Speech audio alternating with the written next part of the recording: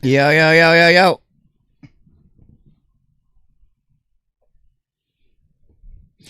What's going on? What's going on? What's going on? Bob, Svetlana, Deb, Laura, Kevin, what's up? What's up? What's up? What's up? How's my mic sound? Let me know if it's too loud, too soft. I had to clean my computer earlier, so I unplugged everything and I had to redo all the settings. Hello from East Texas. What's going on?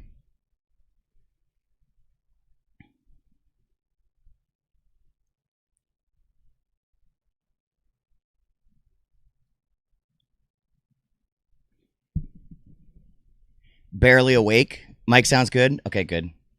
We're gonna start in a little bit. I'm gonna let some people try to trickle in here, and then we'll start in a little bit. You got an EBT banger today? What was the EBT banger?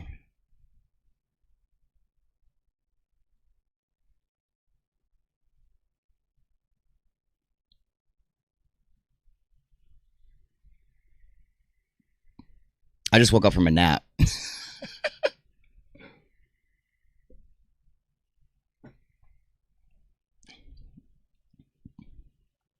Got an array of videos I got set up here. I've been anxious to watch. I got to get a little bit of THC in as well.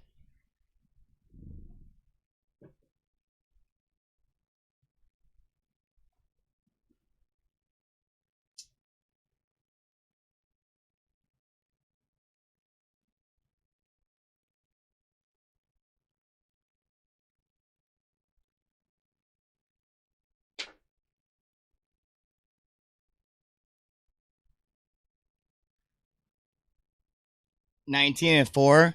Nice. If you napped at this hour, you've had all night. I know. I set an alarm. I have an energy drink too.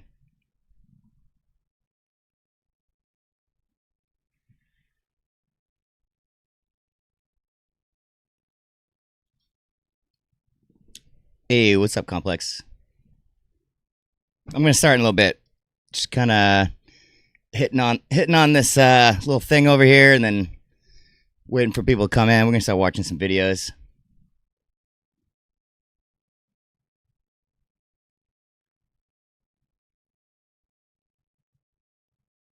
Hey, Colleen, how you doing?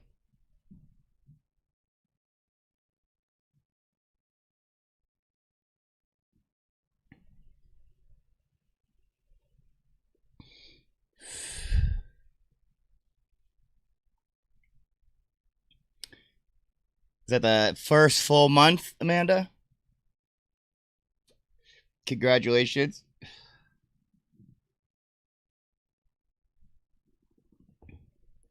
Eating Chipotle's. Let's go.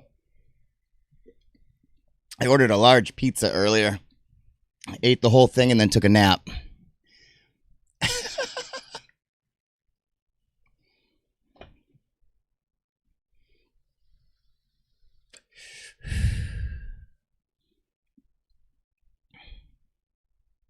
It's been 1 month since Hero gifted me a membership.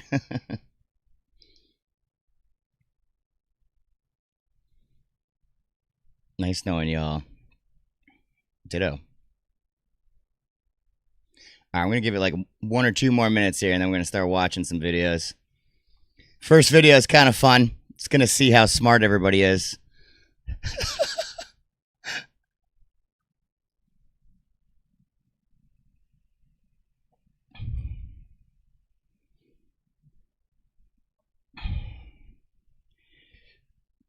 Heartburn City.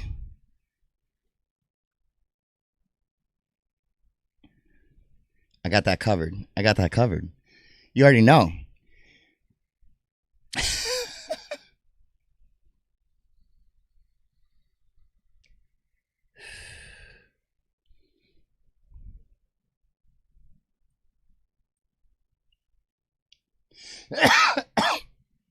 This should be fun.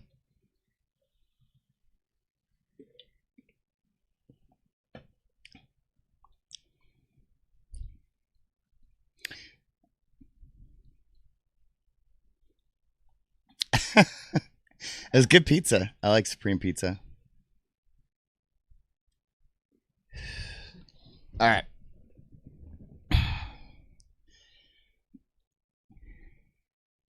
I'm 60, don't test me. That's why this is gonna be fun. This guy goes and asks Gen Z like basic questions. And like I've seen some of these videos before. And some of the questions I don't get, and I'm like, oh no, dude. Like how do I not know the answer to this question? I should know the answer to this question. How am I feeling today? I'm feeling better. The morning was a little rough. That's why I took the day off. Yeah. It's okay. Just needed to kind of like sleep, drive around. It was a nice day. It was like 73 degrees. Nice fall day. Ate food, played video games, watched a bunch of nonsense YouTube, and went to bed. Now I'm awake, so I feel better now.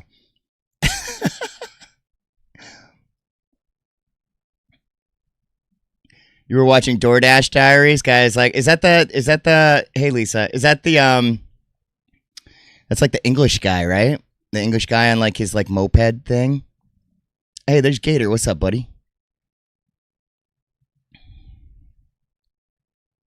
All right, we'll start at 9:15. All right, we'll start at 9:15.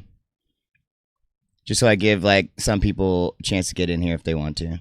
I didn't really plan this though. It's my fault. I should have scheduled ahead of time. It's okay though. We got a bunch of videos to watch anyway, so. Okay. All right, let's start this. All right. Video we're watching today is humiliating. Gen Z can't answer the most basic questions.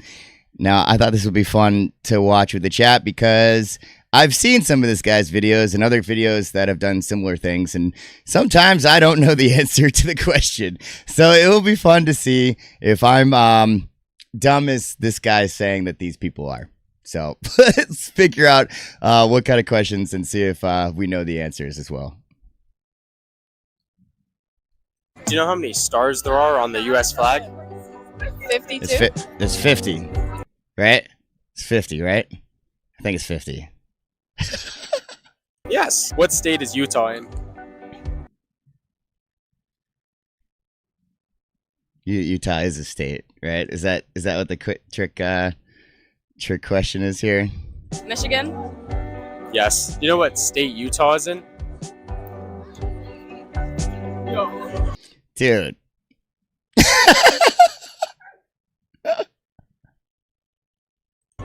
Utah, to be honest with you, I never heard of that place ever in my life.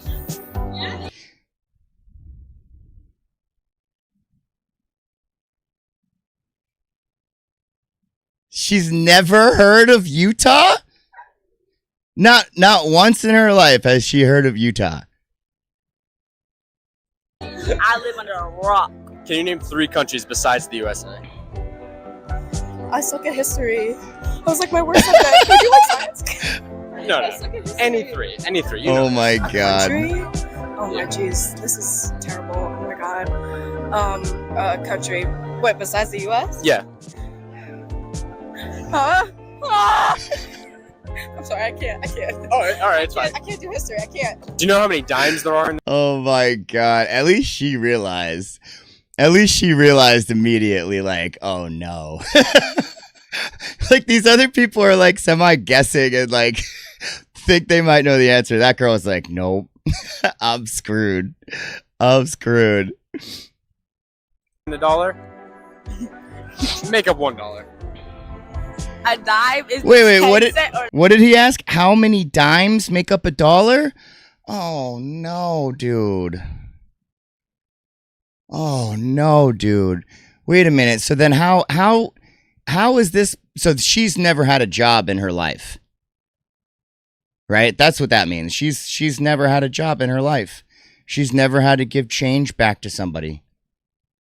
Oh no.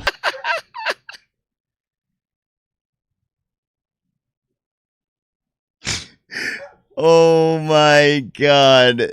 Did she say 100? Oh my god.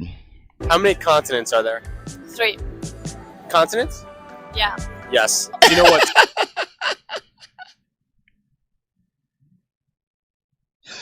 Yes.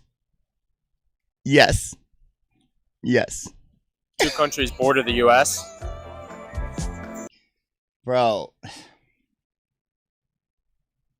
Please tell me this guy knows this answer. You just think it's pressure that gets to some people? Okay, but Austin, this question right here, Austin. What 2 countries border the U.S.? I don't care if someone has a gun to your head. I don't care if someone's screaming right next to you. Every single person that lives in the United States should know the answer to this question. Every single person. So bordered. Yeah, like on the borders. The only borders I know is Puerto Rico and Mexico.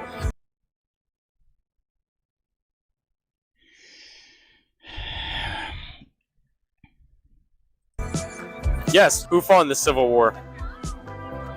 I don't know. You talking about president-wise?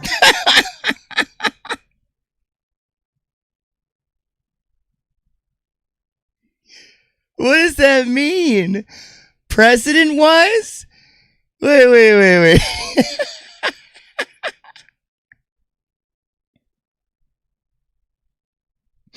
I don't even know where she's going. Like, who was in I don't. No, the people. Who against who? I don't know that one. I know it had to do like what with France or.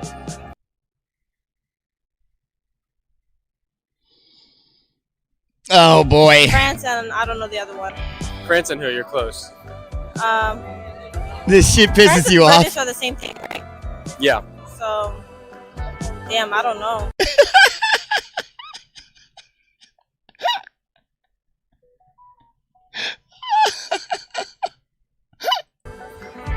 Who did they fight against? Us? Yes. Do you know what continent we're on right now?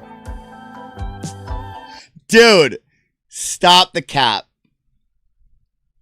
Stop the cap, bro.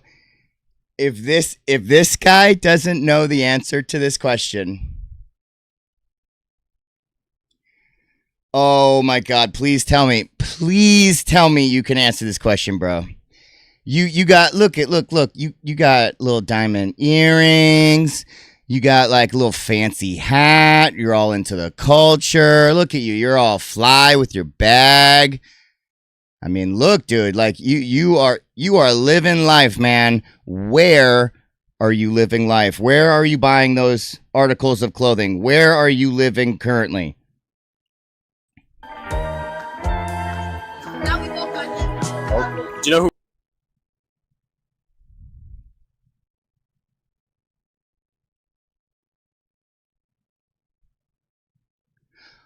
What? Who fought in the Civil War? Who fought in the Civil War? This question, I could see why younger people might be confused about this question. The other ones are very, very simple. This one is very simple too, but less simple than the other ones, I would think. Fuck. Like from the president? Yo, why do they both say that? That other girl said the president too. No, like who against who? It was the Nazis versus Germany. No. Yes. No. He's got a man bag though. He's borderless. What? What? What does that even mean, dude? What does that comment even mean? He's borderless? Because he got a man bag? What? Your son knew this by first grade, and no one learns Civil War stuff. Also, Civil War means it's in your own country. Yeah, I mean, I'm assuming that's why he's asking that question, for him to be like, we fought each other, kind of stuff. I'm gonna say yes, but correct me if I'm wrong. Yes. You actually just guessed that? Nah, yeah. Yo, she was so proud that he just said that she got that answer right. Oh. Oh my God. What happens? Like, her friends are going to see this video. She's going to go back into school the next day and be like the laughing stock. I'm kind of smart. You didn't know that? Oh. Did they teach you that in school or what? They taught me it, but I just guessed it now. But Yeah, so it's like I forgot, but yeah, I mean, it was right in the back of your head and like it came up. yeah. How many Kardashian sisters can you name? She's going to spit this off so fast. She's gonna say every single one of these sisters so fast. Kendall Jenner, Kylie Jenner, Kim Kardashian, Khloe Kardashian,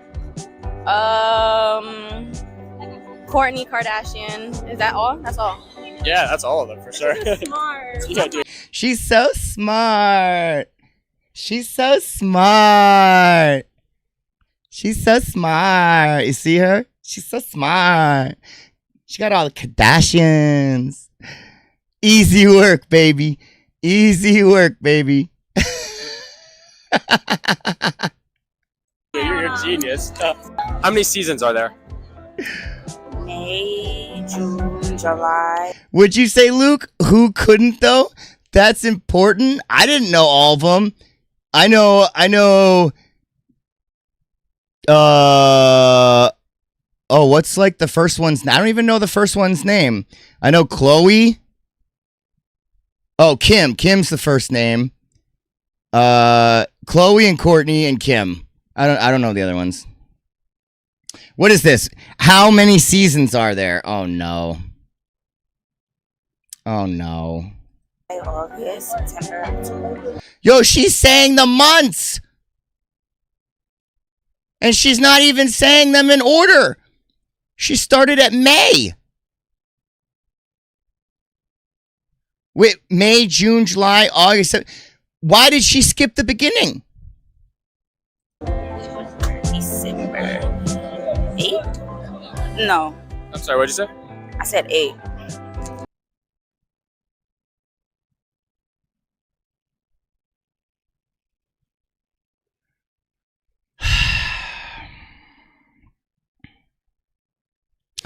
She got 2 questions wrong, even though he asked 1 question.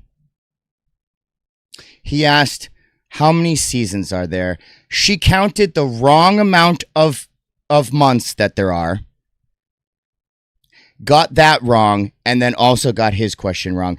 It was a 2-for-1er, and he didn't even need to ask the other question. Yes. Can you name 3 countries besides the USA? 3 countries. Yeah. Canada, Mexico, and Asia. No, Asia. Yeah, Asia. Yes. What state is Utah in? Utah? I don't know what Utah. Dude, how many people in this little thing over here doesn't know what Utah is? How many of these people don't know what Utah is? Is this a joke? I'm terrible. She hasn't gotten 1 question right. She hasn't gotten 1 question right this whole time. Best friend. I don't know. I don't know history. Like History? History? that history stuff. I don't like. I'm mad. Do you know what 3 times 3 times 3 is? 27. 3 times 3 times 3. 3. What? Did she say 3? No, you know this. Yeah, I know this. Stop. Stop. Let me think.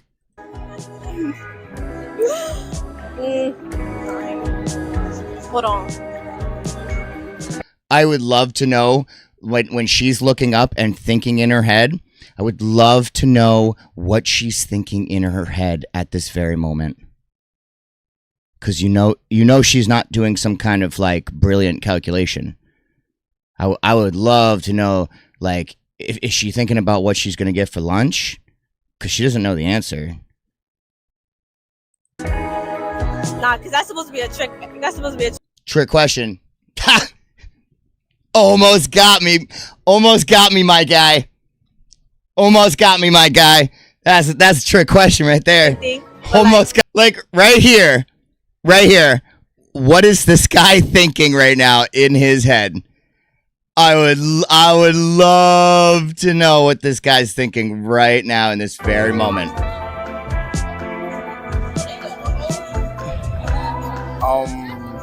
36? Yes. Wait, why did they both say that? How did they both get to that number? Why did they both say that? It's 3 times 3. 3 times 3 times 3? 9 times 3. Come on, bro. I ain't gonna lie, I'm retarded. Yeah, take a guess, a number.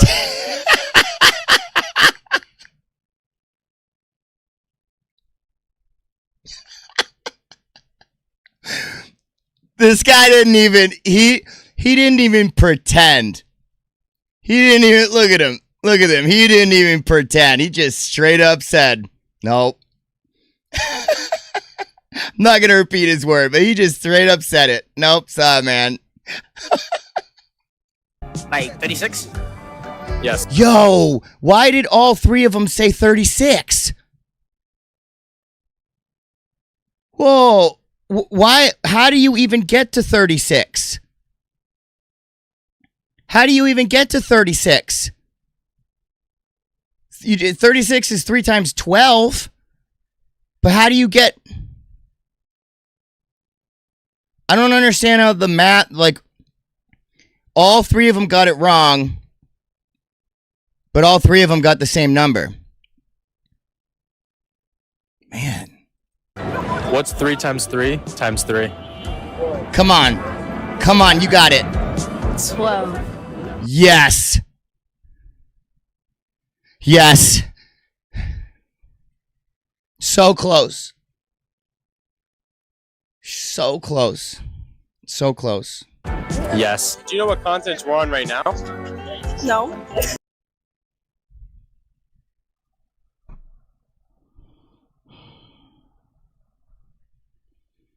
This is making me lose faith in humanity a little bit. This is getting me worried. These are the next generations of people that are supposed to, like, eventually rule this country and world. These people are voting. She's probably old enough to vote. The other one's old enough to vote. Oh my God, dude. I don't know none of that. Do you know who the current vice president is? Vice president? No.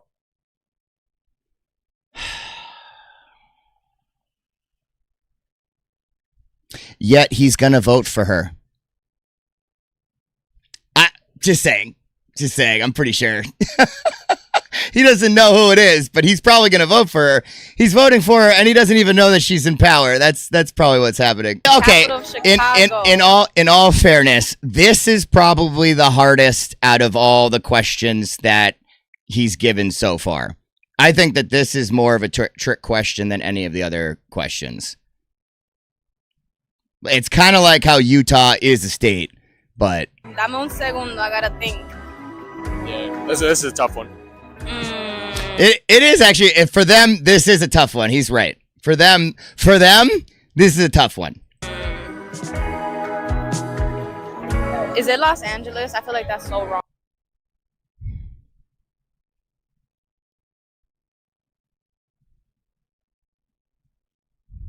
Wow. That's not even a capital. My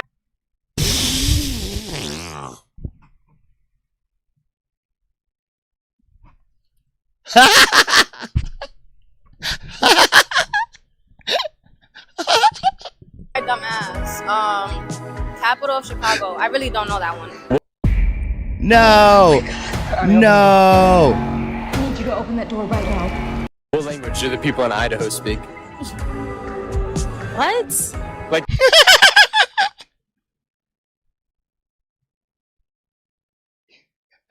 Bro.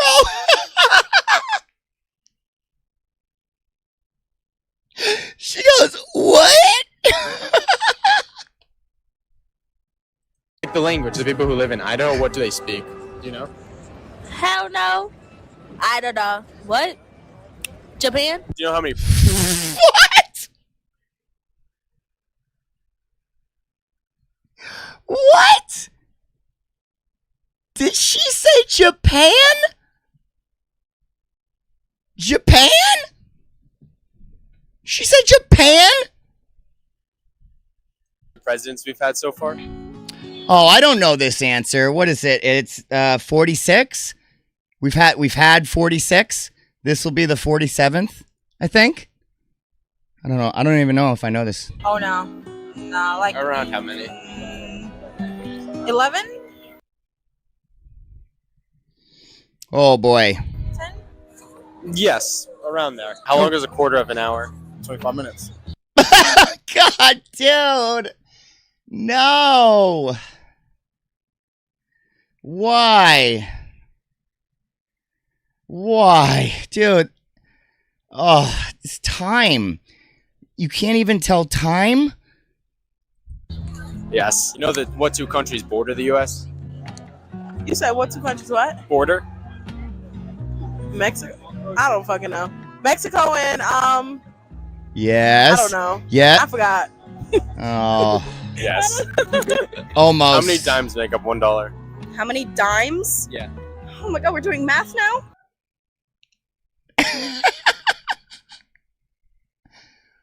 46. I got it right. Yeah. I got it right. I got it right. Why are you doing all the questions I can't answer? Take a dimes, guess. You know dimes, this. Dimes. Wait, I'm trying to remember what dimes are.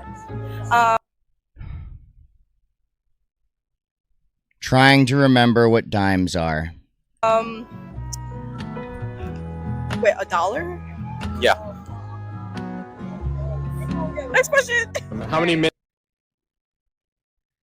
minutes are in half an hour? 60. Yes. Wait, half an hour? Yeah, 60, right? In half an hour? No, 45, 30. 30. Which one? 45. Which number? One number. 35. What the fuck, dude? Yes. You almost messed up. How many dimes make up $1? Come on. Someone's got to get it. 1,000 or 1,000?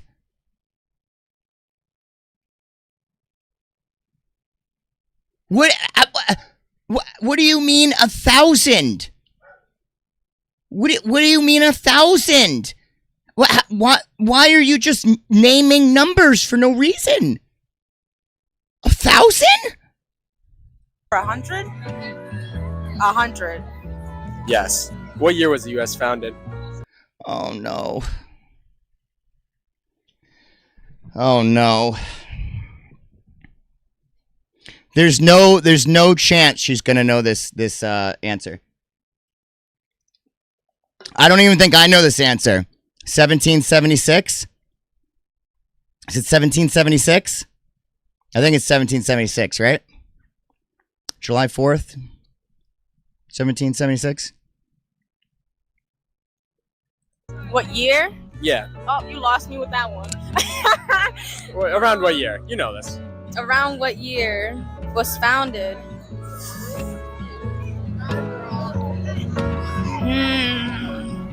I feel like I should know this one. I feel like you do know this one. I feel like What you year do was know it this one. founded? Nah, you got it with that one. I don't know. Guess, like, around what year, if you had to guess? Nah, because I'm going to look at Guess a year, you know. a year. Around when? Founded. I'm going to be like, They don't accept cat. Why don't they accept cash anymore? Because we're moving away from cash.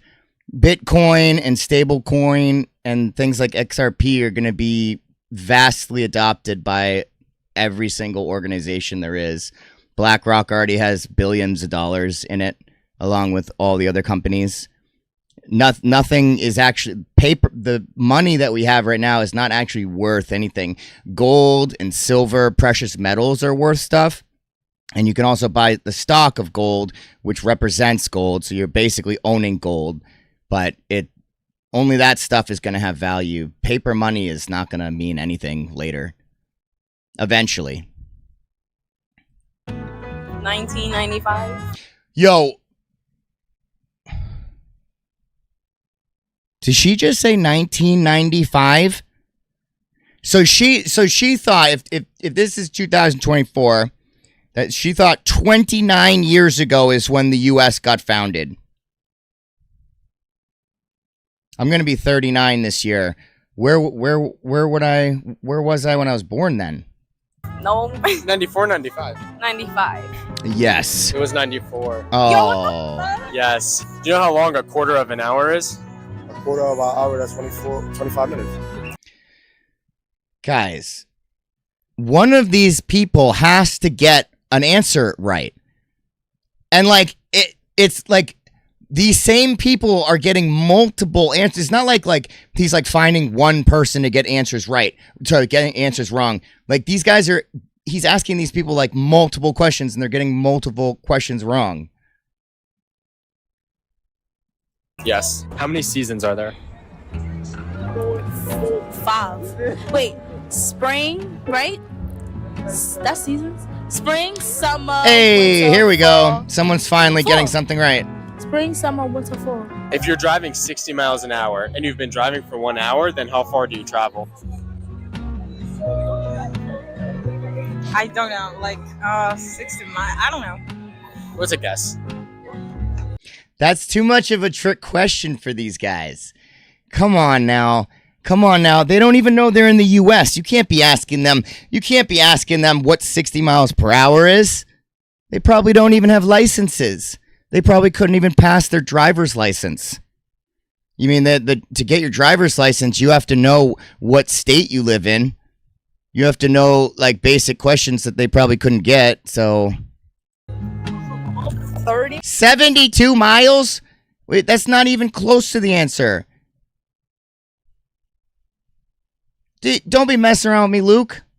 Minutes? I don't know. 60 miles an hour. Yeah. And you've been driving for an hour, then what's the distance you go? How far do you travel? Why is she wearing the LGBTQ flag around her? Is this like during like a protest, or does she just walk around with that like on her just because? Not that there's anything wrong with that. It's just a little weird to like wear a flag on you. I don't know. I don't drive, so I don't. What did I say? What'd I say? I literally just said these people probably don't even have their driver's license because you have to answer basic questions. She said, I don't even drive. I don't know. I wish I knew, but I don't know. Take a guess. Like imagine you're in a car and you're driving 60 miles an hour and then you've been driving for an hour, then Miles an hour is kind of fast. yeah, it is pretty fast. So how far do you think you would get in that time? Oh my God, dude. It wouldn't take me that long, so.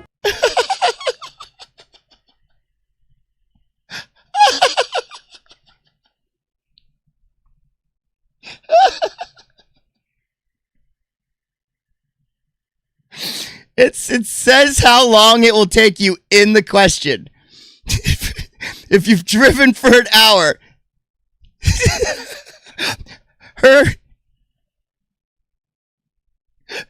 Her logic is, well, it wouldn't take me that long.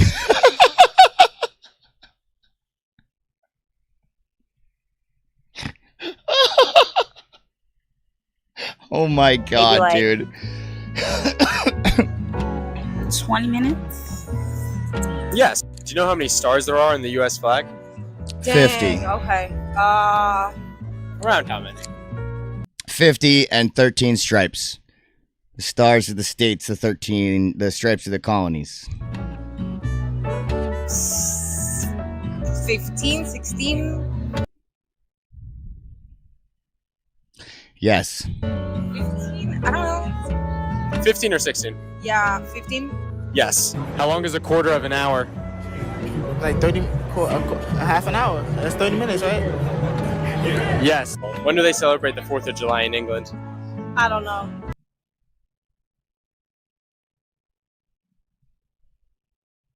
So this girl sits here, takes question after question after question after question, and doesn't get a single one of them right. I don't know. If you had to guess. Is it in July too?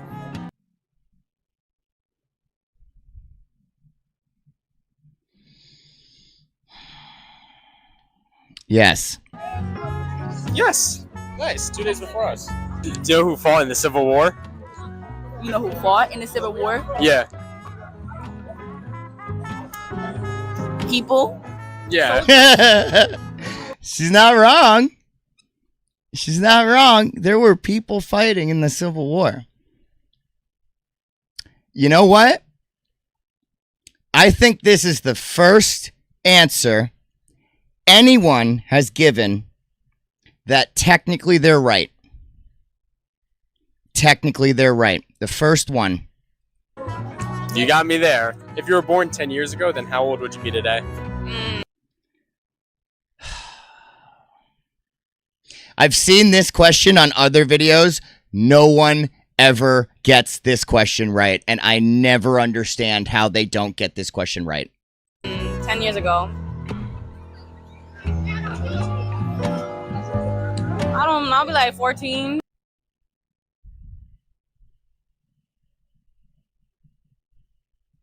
I know what she did, though. Okay? Here's what she did. Here's what she did. Stay with me. Stay with me. It's 2024. 2024. He said if you were born 10 years ago, she subtracted 10 from 24, from 2024, and she got 14. That's literally what she did in her head. That's literally what she did in her head, except she didn't say 2014, she said 14. 12. 12? You don't even know how old I am. If I was, what was it again? If you were born 10 years ago If I today, was born 10 years ago today, how old would I be? I'm 20. You're 20? 10, right? I said 12, close. Close. yes.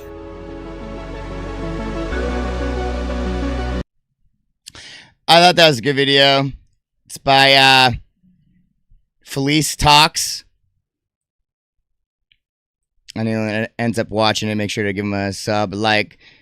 Enjoyed the video. I thought it was fun. At least I know that I'm not I want to be nice when I say this.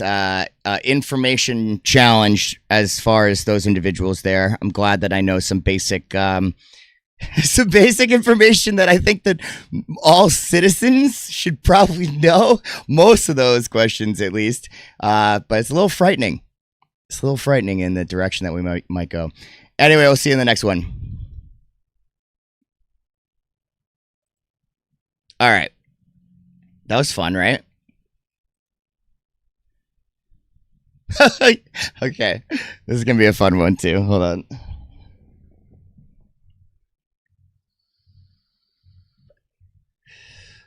It's 11, you idiot. Oh, boy. You got some trolls, huh? I could turn this... This doesn't have to be an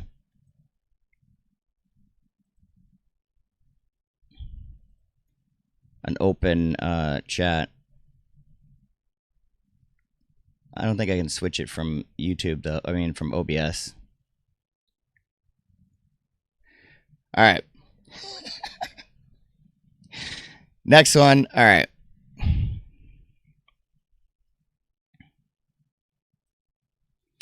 All right, in this video, we're watching People Thinking AI Photos Are Real by Matt Rose. I think this is gonna be an interesting video because AI is getting out of control right now.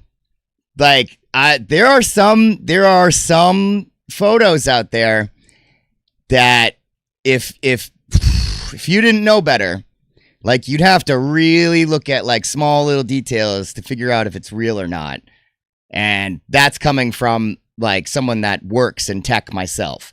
So I bet if there's like older people looking at some of these photos, I bet a lot of these people probably think they're real. So should be a funny video.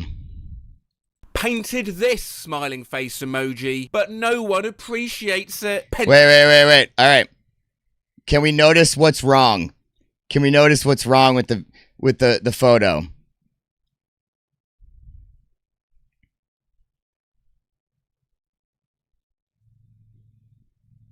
I mean, the dog doesn't have any legs, but that's just a drawing. Oh.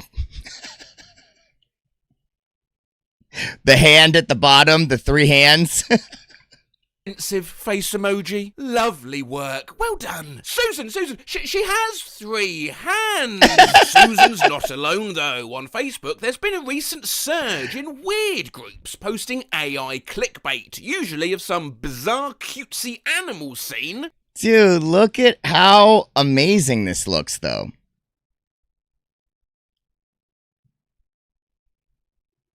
Like, if you didn't understand the fact that this is like virtually impossible to set up with animals, like, what part of it looks unreal, right? Like, it looks real. It looks real. I know it's not, but it looks real. It looks so good. It's scary. And they said that AI is like only like a dot, like how much the capacity is like a dot, and in like a year, it's going to like quadruple in size the capacity of AI. It's going to be able to do way crazier things in like a year.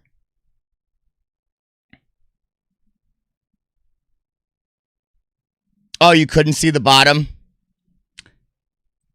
Amazing photo of the day. Very nice. Or some piece of frankly incredible handiwork. I made this huge cat out of snow. Hashtag photography. Oh my god, you've got a wondrous telebit. All 4 bots who befriend and then scam those sorts of people who still use Facebook in the comments section, and each picture has loads of comments. I mean loads. Even AI, you and That's because Facebook's used by like primarily older people.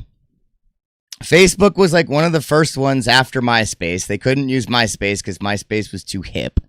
So they went to Facebook because Facebook was like really user friendly. You could like sell things on Facebook. You could go into groups. It was like everybody had Facebook. So like all the older people started using Facebook and like never switched to any platform. I actually hate going on Facebook now, but easy prey. Through instantly still manages to fool some real humans. Thankfully, there are also groups of vigilantes patrolling these comments. AI art gives off Comic Sans vibes at all times. Similar, yeah. No, I know. That's what I'm saying. I know that these are fake, but like, if you're not trained into looking at like computer images or like comics or like if you're somebody that's like barely ever used technology in your life, you're like just getting into technology now. Like you just got a computer, you just got on Facebook. I mean, like they think everything on the computer looks crazy as it is, let alone a picture that looks almost real to the untrained eye. It's scary. It's scary. That's all I'm saying. Pointing out AI's flaws. I have made a wooden owl. I'll be grateful for your evaluation. Beautifully crafted. Awesome. Uh-oh, you've taken the poorly faked hands clickbait. Get ready for bots with 2 men's first names to come trolling. Hello, Helen. No matter how convincing they might seem at first, there's always... I don't know what's wrong with this one. some small giveaway. Gal Gadot. Okay, hand emoji. Fine and beautiful. Did you get the 2 left feet? Made this red heart emoji, thumbs up emoji, smiling face emoji. Thanks, everyone. Absolutely. Oh my god.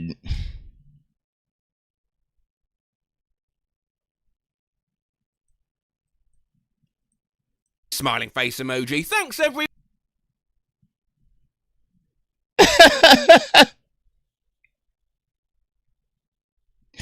What the heck, dude? Everyone, absolutely gorgeous, and what workmanship! What the What hell is workmanship? this guy doing? My son is taking part in a pastry competition. Let's encourage him. Birthday cake emoji, smiling face emoji, red heart emoji. They're supposed to be encourage him. Still not as bad as some of the spellings in the comments from real people. Looks yummy. Grest job. Our son.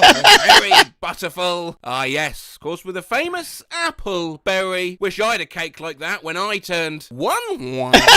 Randomly saw this and broke my heart. Oh my god.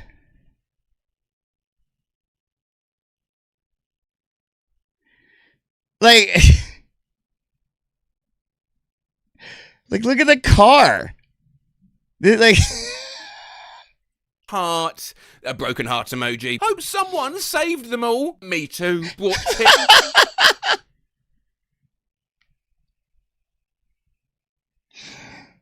but like, are people just posting this for like fun or like? I mean, this is like a real account. It says cat lovers.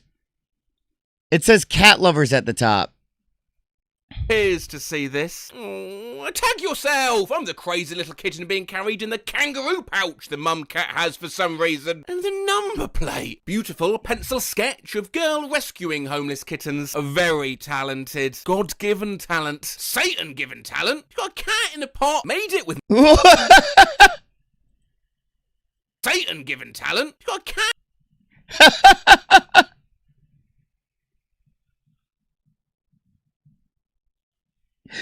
Maybe she just had a sick sense of humor. In a pot, made it with my own hands. Raising hands emoji. Exquisite artistry. You are an amazing young man. So very stunning. Yes. Oh, Barry from the Bee Gees has grown a 3rd leg. Max has drawn a picture. Heart eyes emoji. Heart eyes emoji. It's in his shirt.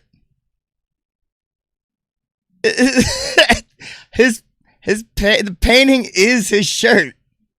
Good job, as was some. Wish I could do that well. As Look was how some. his shirt magically merged into his painting. Here goes Max, bending dimensions again. Zendaya and Tom Holland. Congratulations.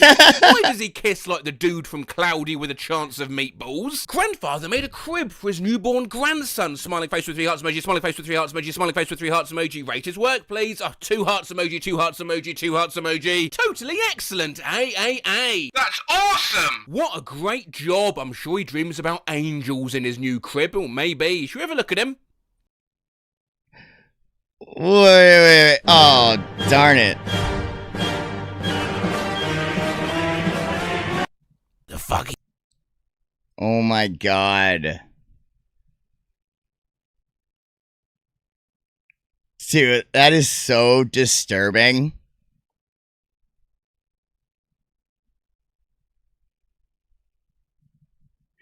Like, even his hand. Look at the hand. What the hell? What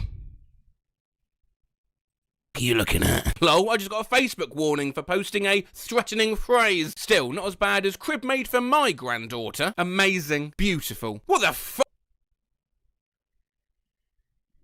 What is that in the crib? This is like things from like my worst nightmare, dude. Fuck is that? It looks like a human centipede nymph. This your miracle, huge and shocking. This is awesome. Longest pool in the world, they say. Can't even see the end, they say. Does this actually exist and drives? Yeah, I'd love to know more about it, honestly, because it's very cool. Whoa! Sure, let's all go to the J5 Great job. Great job. Absolutely great job. Oh, yeah, the little Edwin's drawn this. The little Edwin's like 6 feet tall. My dad sculpted this wooden house. Beautiful. Beautiful. Is he leaning back?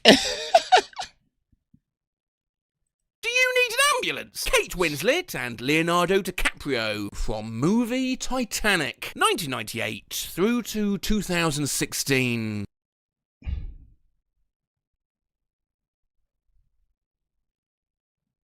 I don't get it.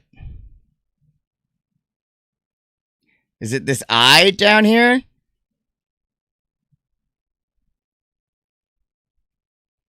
Oh, it's the way she looks at him. Oh, she is enamored. Yeah, but who's this? My grandmother made this house out of sand. It's incredible. Brilliant work, madam. She's got a sand chair. My son was busy working on this drawing. A wonderful, a perfect beagle art. Yeah, see how he's chopped the dog's paw off and is leaning on it too? Amazing. Companion requested for 2024. Who to go with me? I'll accompany you. No, nobody, because they're fake. They're made by AI. I mean, what we got here? Disney Pixar's Coco 23. Monstin 2 out. Despicable Immovable M4. Add to Harry Potter. Group will always be shinning in our hearts. These actors brought the magic to life. Yeah, my favourite character was always this guy. I think this is my best picture. If you liked it, please rate it. Folded hands emoji. As you can see,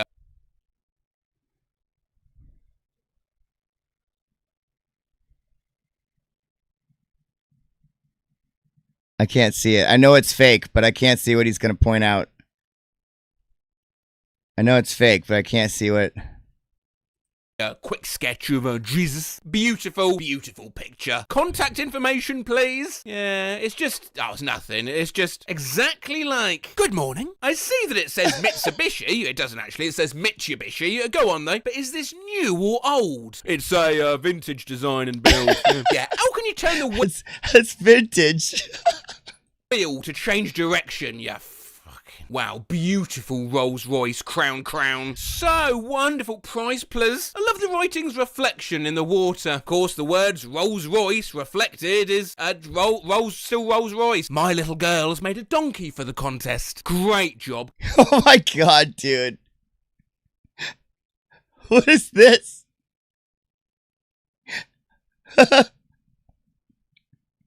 These are so creepy, dude. They're so creepy. Good luck in contest. What is that creature crawling toward her hand? I'm making a big horse out of thread, and I will present it to my mother. Oh my goodness, so awesome. This fantastic. So beautiful and amazing work. Sorry, Magdalena. Can I borrow you for a sec? Watch this.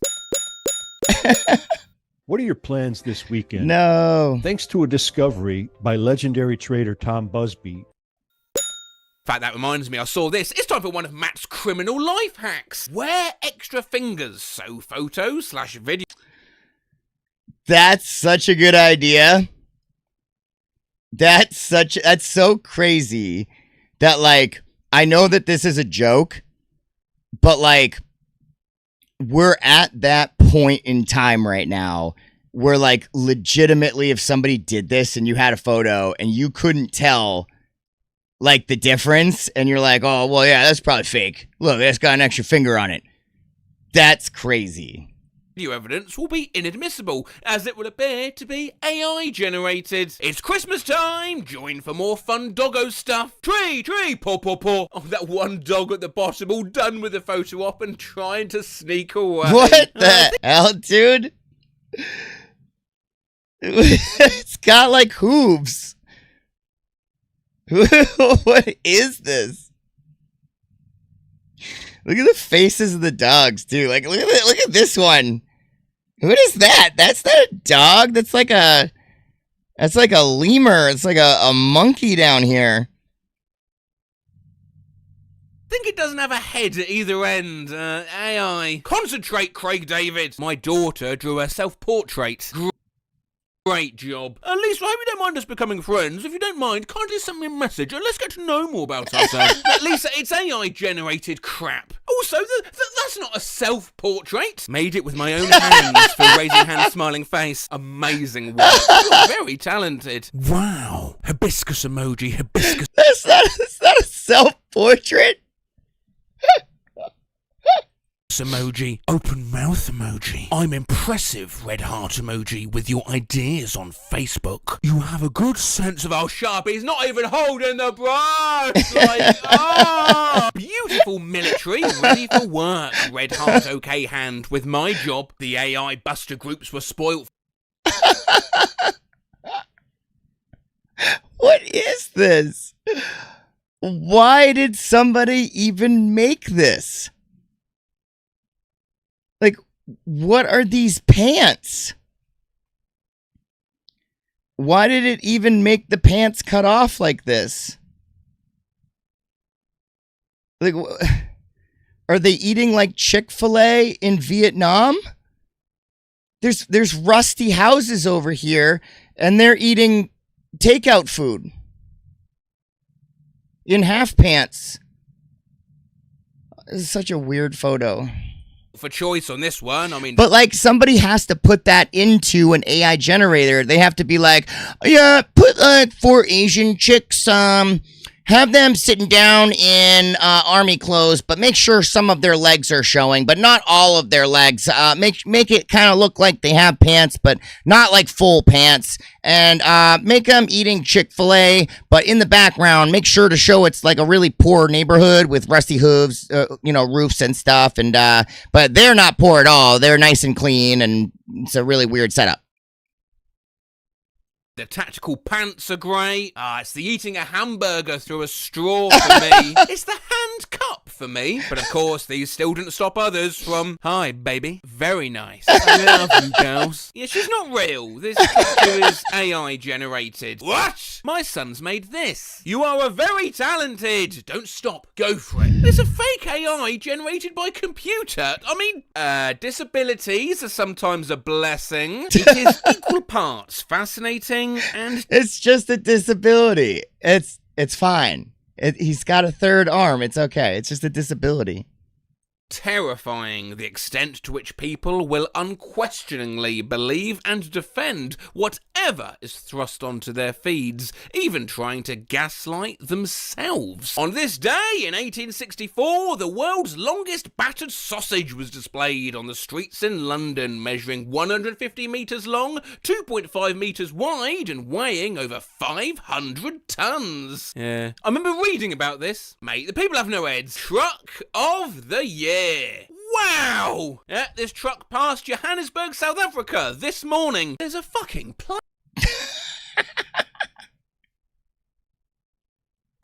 Strongman. Oh, I know this, man. This is AI. Skull emoji. I love the enthusiasm, but that's a straight lie. The ladies in the back look... Like, why did somebody make this photo? Why did somebody tell AI to make this photo? I don't understand, like, what the point was.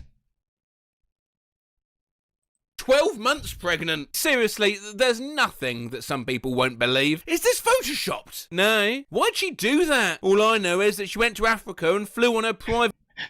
Why'd she do that? Just to take this photo. jet just to take this photo. Well, I know what Lego set the boys are getting this Christmas. Don't you dare! It's an AI image. That was so cute and beautiful. It's a heartwarming scene. You actually think this is a real picture? Really? My aunt just asked me if this was real. Oh my god. Dude, what is this? Oh my god. I had no answer for her. Insane, really. Even on the comments for something as unbelievable. Oh my god. It's obviously fake, but like, it looks really good. It looks really good. as this. Laurie Sue, vile filth. I thought I'd talk to you directly for a moment, just so you know that I'm not AI as well. You might be thinking, Matt, what if everyone in the comments are bots as well? Well, let me tell you this. I was over Christmas with my mother. She didn't know I was making an AI video, and she said, hey Matthew, look at this. How great's that? I said, Mum, that is definitely AI. She went, Matthew, I don't think so.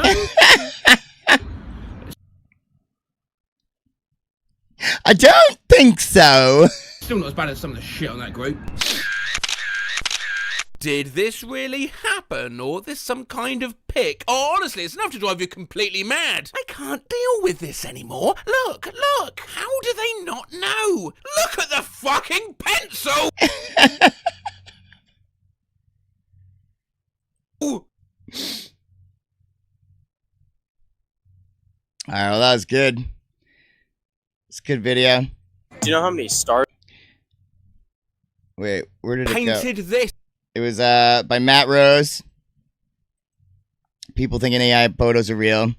That was funny. I definitely think that's it's believable.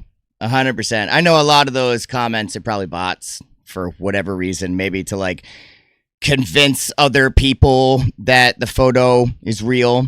Like if you have a couple bots being like, oh, it's beautiful, it's this, it's that. And then like an older person looks at the photo and then sees the comments and other people thinking it's real, then they might automatically be like, oh, yeah, it is real. And then, you know, but I bet some of those comments are real for sure. That's a good video. All right, I gotta fix this. You guys said that you couldn't see the bottom. You said you couldn't see the bottom of it. I don't know if I have it like cut off or something. Hold on.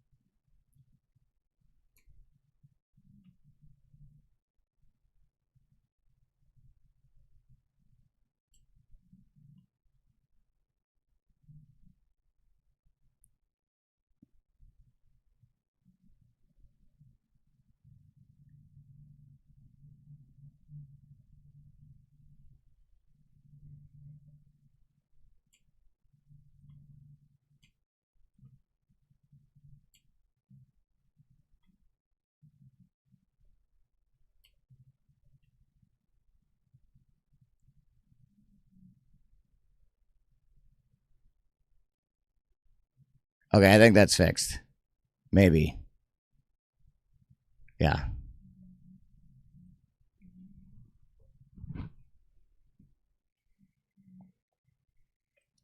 Look at chat. All right.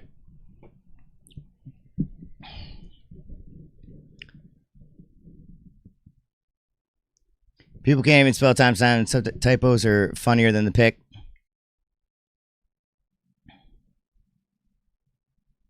You and chair covering bottom.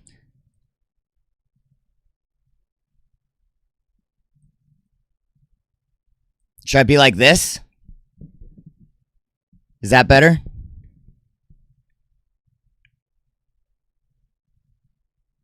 To the right corner? You guys want me to be in the right corner?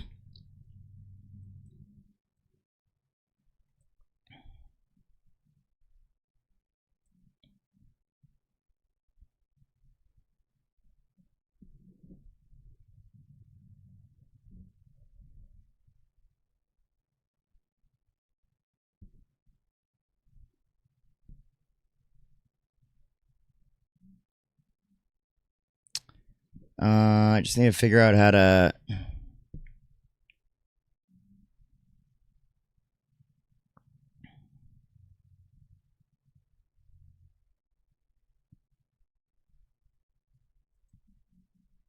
Well...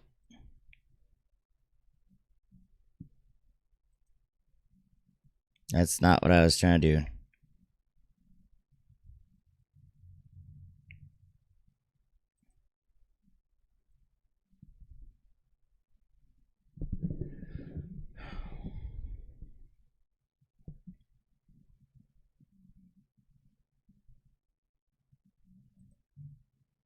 Nope.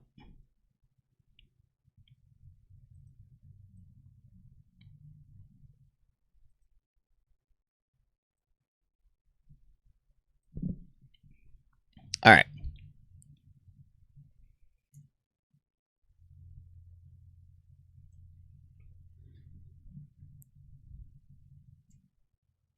Is that better?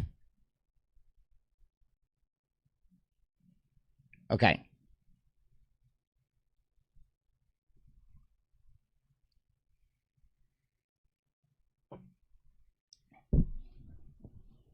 All right. Let's see what the other options are. I liked this video, but it might be a little conspiracy theorists.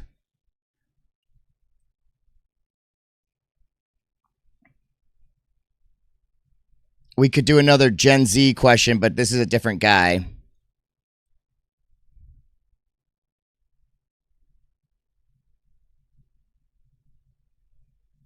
Let's do this one.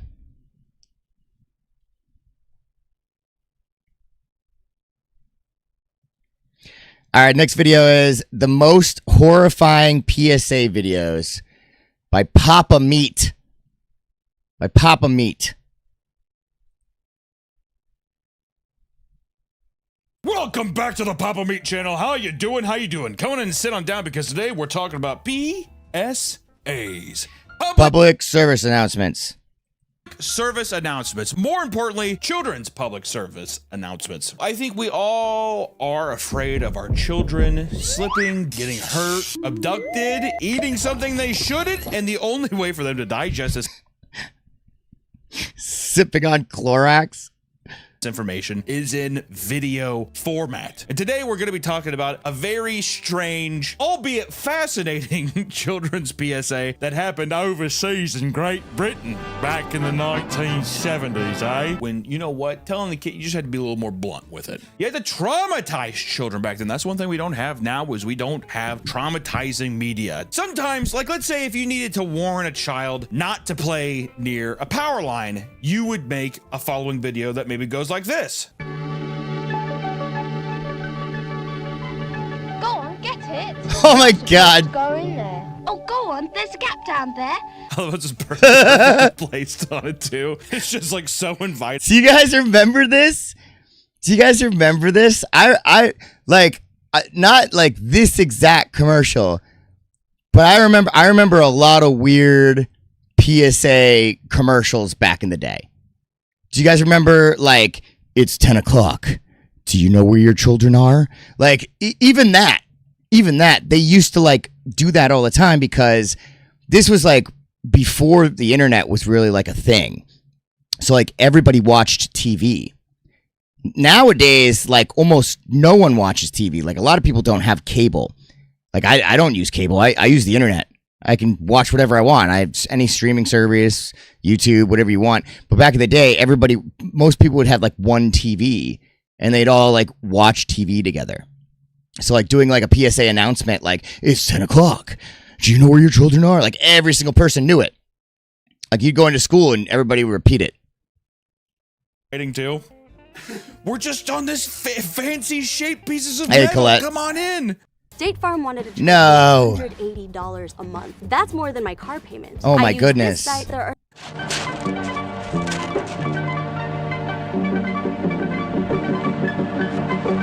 Oh my God.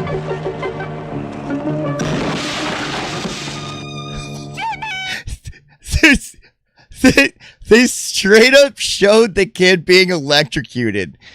Like back in the day, TV had no chill. Like they didn't care. They would show crazy stuff. Good God! He exploded from the shins too. You know, you're probably thinking, well, that's gonna scare the children. Well, why? There's probably not any others, right? When you fly your kite or model plane, remember you're in charge of a flying machine. Pilots have to observe safety rules. So must you.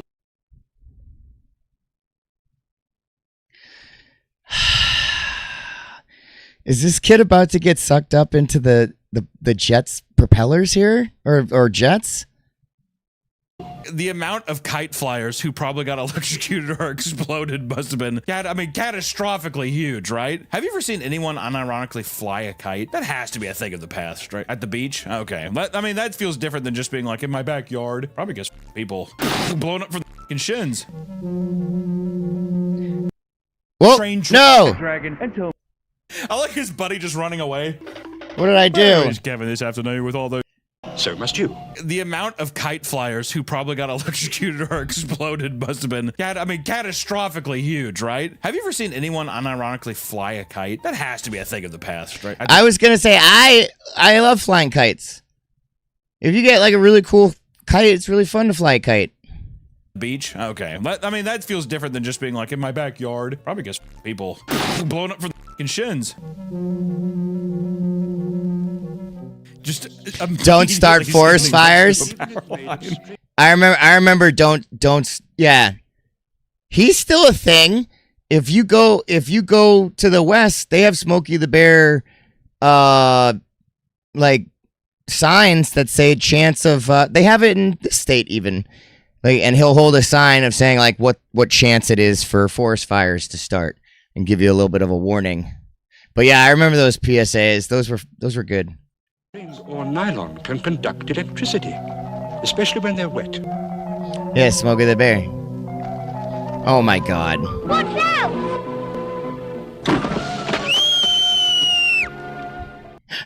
Bro. This is their PSA for kids to watch. This is made for kids.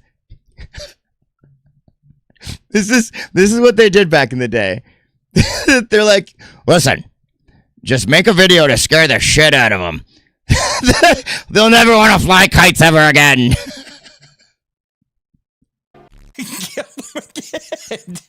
Watch out! There can't be any more of them, right?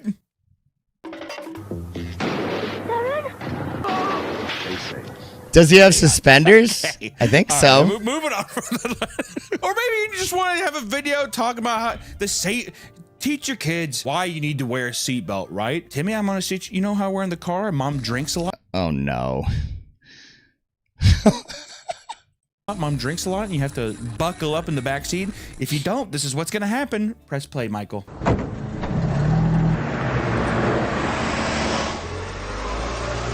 Like most victims, Julie knew her killer.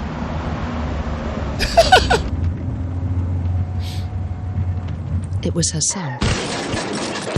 He wasn't wearing his seatbelt. Oh my God, dude. After crushing her to death, he sat back down. Think, always wear a seatbelt. They weren't as dumb as 3x3x3 back then. He never wore suspenders? Audrey, is that like a Mandela effect? Did you just Mandela effect me right there? Like telling me basically that the Monopoly man never wore a monocle kind of stuff? Because I feel like he always wore suspenders. No, I know. These aren't from the U.S., but the U.S. did have some. God, this does not help women drivers. So are you just calling the other countries crazy that we didn't do stuff like this? We totally did stuff like this. Think about the shows that used to be on TV. Married with Children. Married with Children was like, that show wouldn't be on nowadays. People wouldn't allow it. And the plague that surrounds them, dude. Justice for women drivers. Justice for us men on the road, am I right? Or what about fireworks safety? You know, sometimes you like to get a couple Chinese firecrackers and have some fun with your friends. I think that's fine. I really wish that there was some kind of video that helped you know how to be safe, though. Yeah, well, you're too strict, you are. I'm not strict, I'm fair.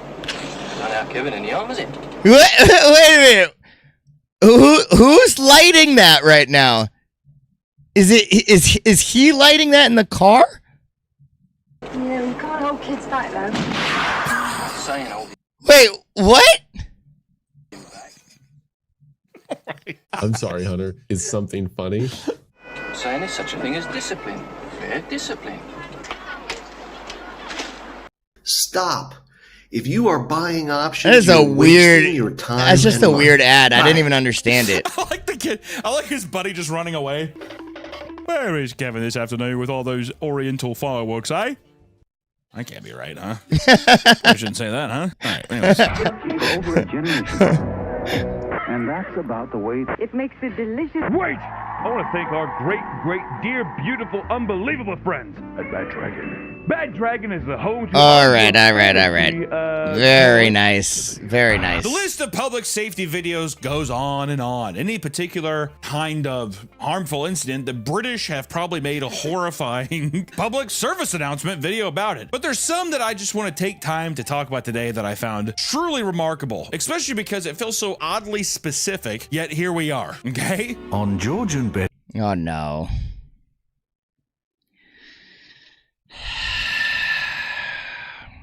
Betty's night of romance, things got a bit too hot to handle. What? Before what?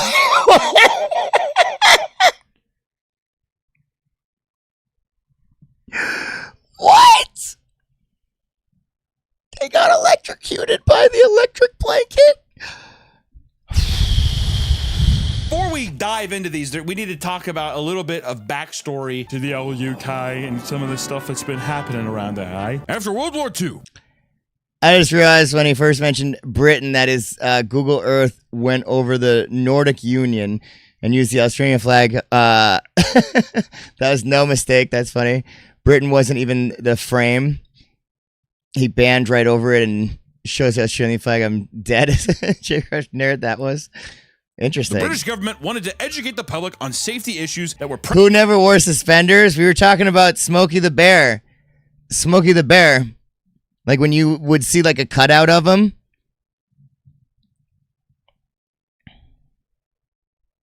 You guys know that toothbrush was invented in the UK? That's very interesting. No, I didn't know that. Prevalent within society. It's funny that it's kites and... it's kites and farm equipment. It's what it's going to be. Just like Fruit of the Loom supposedly never had a cornucopia, they absolutely did.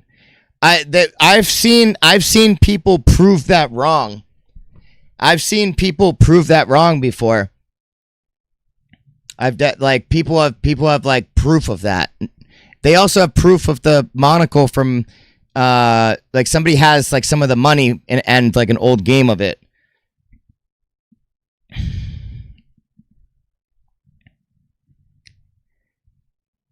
If they invented it anywhere else, they would have called it teeth brush. That's interesting. Right in the corner. Yeah, they wanted me to go right in the corner instead of left in the corner. Apparently, I was blocking too much of the screen. Oh, it was a joke? Dude, I'm a little,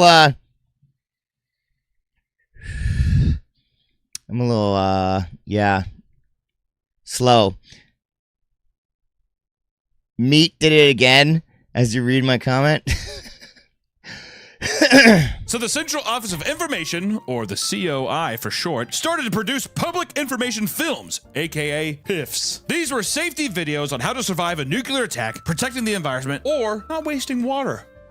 They started off fairly tame from the 40s to 60s, but by the time the 70s rolled around... What?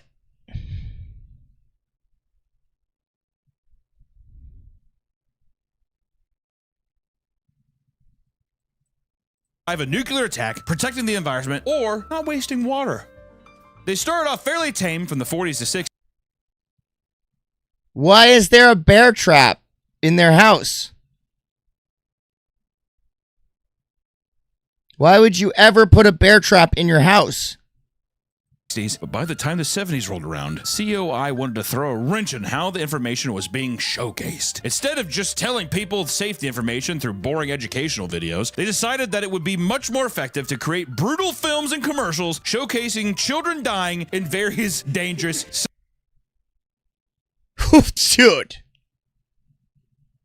They literally just had those kids eating it like candy.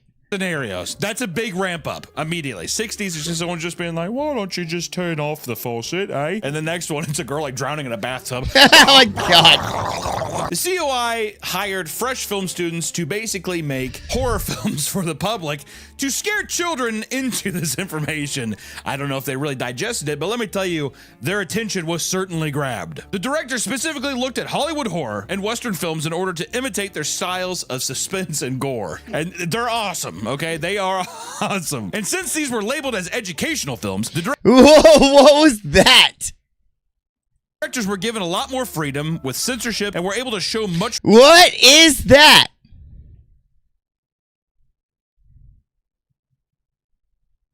Oh my God. It's the most horrifying thing I've ever seen in my life. More graphic content that was allowed at the time. This was during the age of video nasties where films were getting banned and stuff. And to have the government, to have the Queen just be like, oh, I don't really care. Just f***ing make it. It's pretty crazy. To be fair, especially child death. It's a big no-no. Still it is today. I'm always like, who gives a f***? Whenever there's a movie where like a kid gets stabbed to death, I'm like, because it's like, why not? Well, I don't want it to be an unlikable film. It's about a serial murderer. Hello? The Blob is awesome. Yeah, when the kid gets sucked down in the Blob, that's a moment where everyone triumphs together. You don't need to go Lars von Trier, where it's a dad hunting children, right? But I'm just saying, if they're already in the war path, let them go. They don't put kids being chopped up because people don't like looking at it. It's like how you don't want to see a dog die in a movie. No one wants to see it happen. Is it realistic? And in a lot of scenarios, in a lot of movies, dogs probably should die. But like, no one wants to see it. No one wants to even think about the dog dying. And if there is a dog dying in a movie, it usually gets pretty bad reviews and people don't want to watch it. So there is something to say about not putting something in a movie because people just don't like watching it. Now we are graced with a plethora of these beautiful masterpieces. Ape mask? Art. And there are it was the creepiest ape mask I've ever seen in my entire life, though. My goodness. Yeah, masks like from the 40s, super frightening. I agree. You can handle people getting chopped up, but can't watch animals. That's what I'm saying. That's what I'm saying. Exactly. You know, several British people have perfect teeth, and most have better teeth than us Americans. I wasn't questioning it. Dozens of PSA videos made during this era, but I just want to focus on a couple that stand out to moi. The first is a haunting commercial called Lonely Water, which showcases the Grim Reaper taunting children to come jump in a body of water. Why, though? Why, though? You're making a PSA for kids not to swim in the water. Why are you... It just doesn't make sense. It seems too ordinary, but that pool is deep. The boy is showing off. The bank is slippery. What the hell, dude? If you're happy and you know it, clap your hands. It's like the Lady of the Lake. You know what I mean? It's not just like King Arthur. The video is aimed to warn children of the dangers of careless or foolhardy behavior in the vicinity of water. Any body of water, the Grim Reaper will show up and be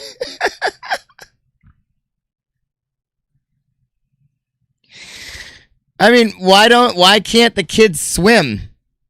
Like, all those kids were old enough to swim, and honestly, back then, everyone knew how to swim because, like, swimming was, like, one of the things you could do. Like, there was no technology. Like, you went outside, rode bikes, went to go swim somewhere. People learned how to swim very young back in the day. All of those kids, I can guarantee you, know how to swim. So I don't even understand why they're saying that kids are, like, going to die from it. You're like, come on in. Lonely Water is widely recalled as one of the most memorable and chilling PSAs of all time. This film campaign actually worked as many viewers were scared to swim in dangerous waters. Some even said that they were too frightened to swim at all. Come on, Tommy, let's just go to the pool. Just like, so I can have the Grim Reaper grab me by the ankles and drag me. He kind of looks like Hagrid a little bit. I keep thinking he's like Hagrid from Harry Potter. Below. He's this guy. I like this guy. He's super funny. You, Mom! Or Mom, my bad. This PSA caused a lot of nightmares with young British children. And when I say a lot of nightmares, I mean, I think that it was reported. I think people even complained that my child is. I mean, but why would you put it on TV for kids to see? Of course kids are going to have nightmares about this. You're idiots for putting this in front of kids. Suffering from night terrors because the Grim Reaper is in our bathtub now, okay? I'll be back. Oh my God. Moving on, we have my personal favorite. This is an offensive one. We need to just get that one out of the way, all right? Because we're going to talk about the PSA from 1975 labeled Apaches. This 26. Oh no. Is this the one where like the guy the guy throws the trash on the ground in front of him, and then you see the guy like he has a tear coming down his cheek?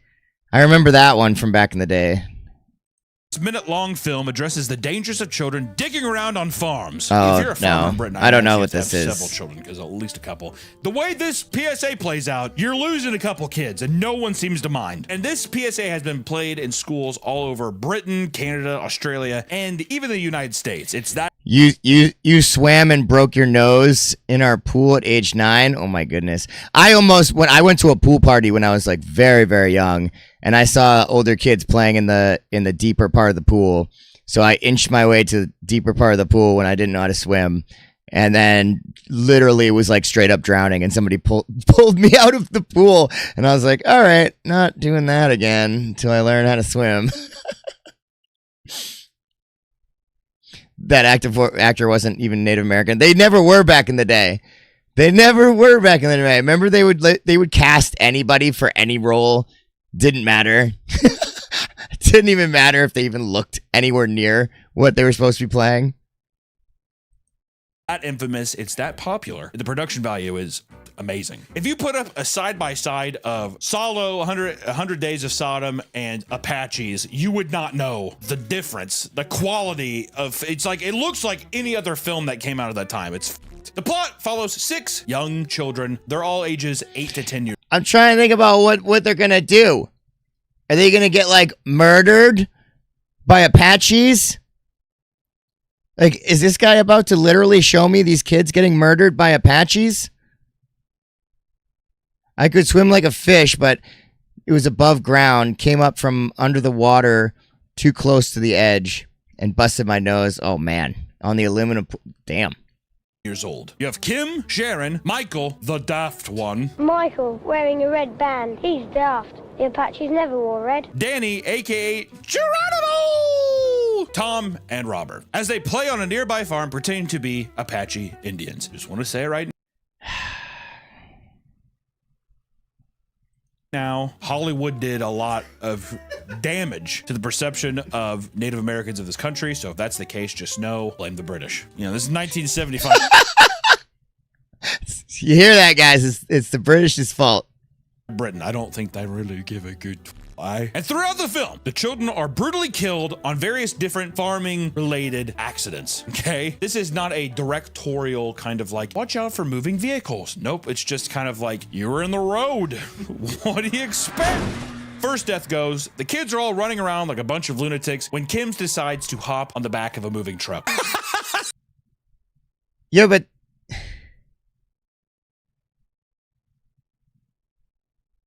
if he slammed, oh my God. I don't think it would happen like that though. If he slammed on his brakes, I don't know if cause the thing is, I mean, he slammed into the tires, but would he die? He wouldn't get rolled over though. He slammed on the brakes. I don't know. I'm sorry, Hunter. Is something funny? I bet you that kid actor actually fell in there and they're like, grab him, and then they went in and cut it. You put the dummy in there. Which, lesson 1, don't play on trucks, I think is what they're trying to say. Don't be jumping on moving vehicles, okay? And what's really up, you'll see with all of these, this is a similar motif, is that after a child dies, there is some kind of adult who comes and puts, like, is like getting rid of them, like getting rid of their stuff. Like in this one, the first one is they remove, there's like all these like filled coats on hangers, and then there's one empty one, and they go up and they remove the tag, and it's like so haunting. It's so tragically fucking bleak and dark. It's unreal, and they do this every time to hammer it home. It's a fun watch. Dude, that's really detailed. This is like one PSA, and they're like detailing like how badly can we traumatize these people watching this. It's a lot of thought put into it. Also, here's another thing too. The kids, they're playing every time. Every scenario, it's never them just being like, watch out! Like they're walking home, look out! Never that. They're always playing. So we have no idea the lapse of time between them. So it almost reads as either the first day or just the next day. And they just don't care. No one cares. But a day or two passes and the kids are back on the farm. So the kid dies. The kids are back on the farm, just playing around, doing stupid stuff again. That's all right. Timmy's dead. We can keep going. Timmy wasn't that important anyway. Again, this time playing kick the can and hide and go seek. I've played hide and seek, but the kick the can part was very odd. It did make me feel, I was like, this is like an old European thing. Okay, because here in America, we just close our eyes. We don't have to kick a can. Oh, I bet that bull's gonna kick that kid in half. We finally get to death. What is it gonna be? What is it gonna be? Number 2. Tom is being chased by Danny. Dude, what? They showed in a PSA a kid drowning in shit? So watching it happen.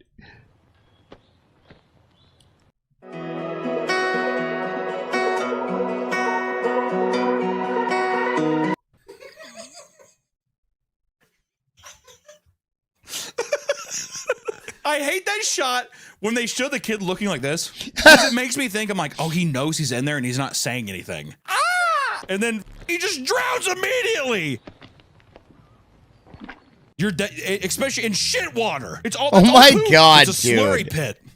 Which What I want to the say, Danny looking off. What the hell, is very dude? Suspicious. By this one, you can kind of tell too. He's kind of the leader of the group. He's kind of our main guy. Lesson 2. Wait. So Timmy and Johnny both died, but these kids, it's like children of the corn. Doesn't matter. They're dead. Let's keep going. Let's just keep doing stupid stuff.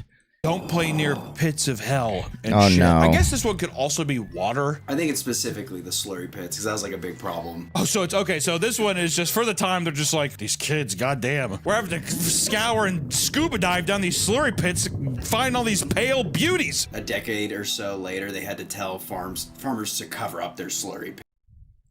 All new and substantially enlarged slurry stores must be covered before they're used. So they legit had a problem with kids going and dying in these shit things.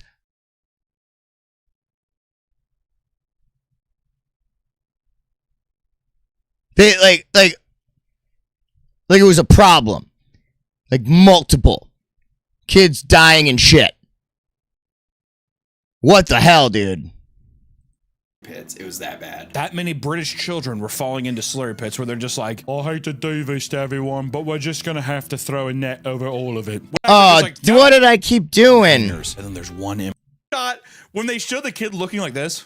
The slurry pits. And boy, oh boy, are they playing. This time, the kids all huddle around each other and pour a mysterious liquid. They're still pretending to be Apaches. So like the other kids that died were just like casualties of war, I guess, because they're Apaches, right? You think that the smell alone would be deterrent? Well, if you grow up on a farm, though, you're probably used to it, right? You probably like can't smell it like normal people. Like these kids probably play around the farm all the time, and it's like eventually it doesn't bother them. From a bottle they found in the barn.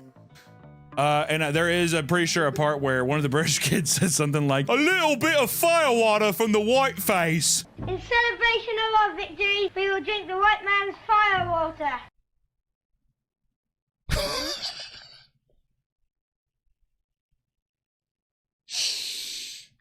The white man's firewater.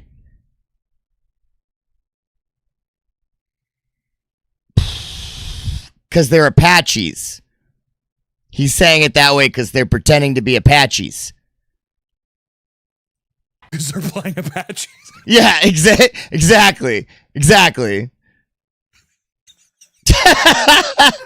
Even when I heard that, I was like, the smart ones in the group just pretend to drink the poison, but Sharon actually takes a drink from this non-labeled. Oh my god!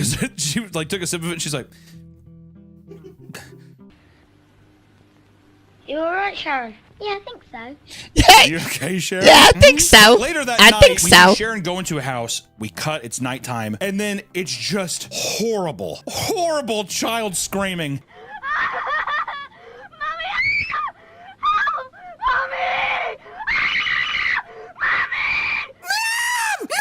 I mean, it's wild. Dude, and like kids are supposed to be watching this stuff? And once again, you cut to the next day, and the mom is just taking shit out of her room. She's just like, well, that one's gone. That's why earlier too, I was like, these guys gotta have like 8 children. They're like, well, there goes Sharon. Yeah, can I make it me room? There goes Sharon. 3 is don't drink mysterious liquids. You dumb little bitch. We move on to death. Number 4. The next day, the kids go back to playing without any time to mourn once again, and we're gonna beat that to death. I cannot tell you, this is a no-fat 20 minutes, okay? There's no room for emotion. This is just telling you how it is. Oh no. Is one of the guns gonna be real? I feel like one of the guns is gonna kid again. This freaking kid, dude.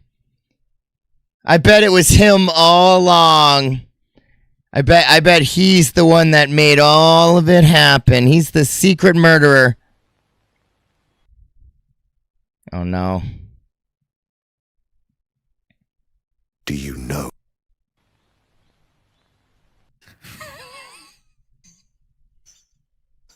Oh my god, dude. I love how every time a child dies, it has to be Danny doing. Also, in my mind, I was like, if I was at it, I wouldn't die from that. But lesson 4 is watch your surroundings. Don't get hit by metal gates. Don't let things fall on top of you. I was kind of like, this one felt like the actual first accident. Everything else felt like a stupid act. Yeah, you're right. If the kids weren't gonna do any of these things, but now that they see this video, now it's put the ideas in their head. Now they'll actually do it. Was like leading into death. Number 5. At this point, there are only 2 kids left to play Apaches, and let me tell you, it's a somber scene on top of the hill. You guys are really still gonna play the fucking game after all your friends have died this week? You know what I mean? Danny goes up.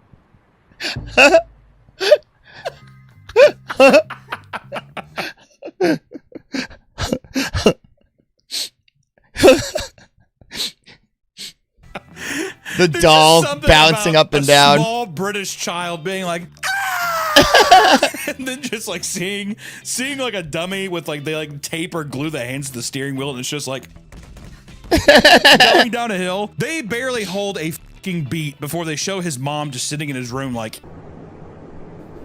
It's the first time that we see any emotion from anybody of someone being like, this was his room. The lessons, of course, is being stay off heavy machinery, right? The film ends with only 1 child surviving, which is Michael. I was surprised he was kind of the most, you know. They show a list of all of the kids in Britain who have died like that year from all of these things. A lot of explosions. A haunting amount of explosions. Okay? People being crushed, drowned, it leaves a weird taste in your mouth, okay? Especially after you're just like, well, that's Apaches. Thanks, British government. I wish I would have saw that as a kid. I feel like that would have f***ed me up good.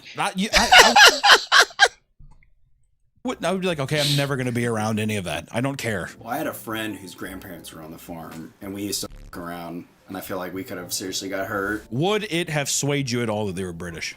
No. I wouldn't have been able to move past it. Knowing me as a kid, I'd be like, they sound funny. They sound weird. Is this Harry Potter or what? Next, we have a I literally called him Hagrid earlier. beautiful PSA called The Finishing Line. This is a controversial PSA, all right? This is a surreal nightmare is what this PSA. This is a fucked, like, weird... Like a Hodorowski movie. It is, yeah. It's a Hodorowski movie. It feels like a Michael Haneke movie or like a Lars von Trier movie or some shit. It feels weird. It all takes place inside the mind of a demented child who thinks of 4 horrible, tragic, sickening games that you can play on a train track. This whole PSA is about, yeah, don't go near train tracks. And they decide to be like, well, what if it was... Awake is the event where the body is displayed, I believe. I looked all of it once, the best I can recall there. Oh, yeah, you're probably right. So that's the before burying part. Yeah, I don't know what the after part is then. From the mind of a child who's thinking about going on the train tracks. And this is what they came up with. Haunting. The short starts off with the headmaster of a school warning children not to play on a train tracks, but the camera zooms slowly on the sadistic child as he starts to tell us his imagination. No, dude. Say dude. that the headmaster of a school warns the children, it sounds like God yelling at human beings for all the wrongdoings, does it not? Some of you have been playing on the railway again. You are old Oh my god, dude. enough to understand that the railway is not the place for any kind of games. Also, worth pointing out that the actual child is It's like the Wizard of Oz at the end. sitting 50 feet in the air on a ledge on a bridge where that kid could fall off. Just the actor. They're just like, sit up there and wobble around. The wind's cold up here. He's like, shut up. The first game, the sequel thinks up, involves children breaking down a fence like wild animals and then running across train tracks to get points for this weird thing. What? Through all the chaos of the children screaming, to not even hear the girl be like, ah! She's just is like, oh, they're passed out. And this is what the hell, dude? This little girl. They could have. There's 8 of them. She weighs. Oh my 30 pounds. God. Like, get that off the train tracks, dude. Nope. Oh my god. Literally watch the ads disappear in real time. It's incredibly satisfying. Okay. And there you go. Oh wait, what's even horrifying is they pick the body up and they show it after it's smushed. Well, yeah, they show away because you're like, oh my god, oof. And then after What? the fact, they're just like, nope. By the way, Oh bloody my dead body God. right here. Take a look.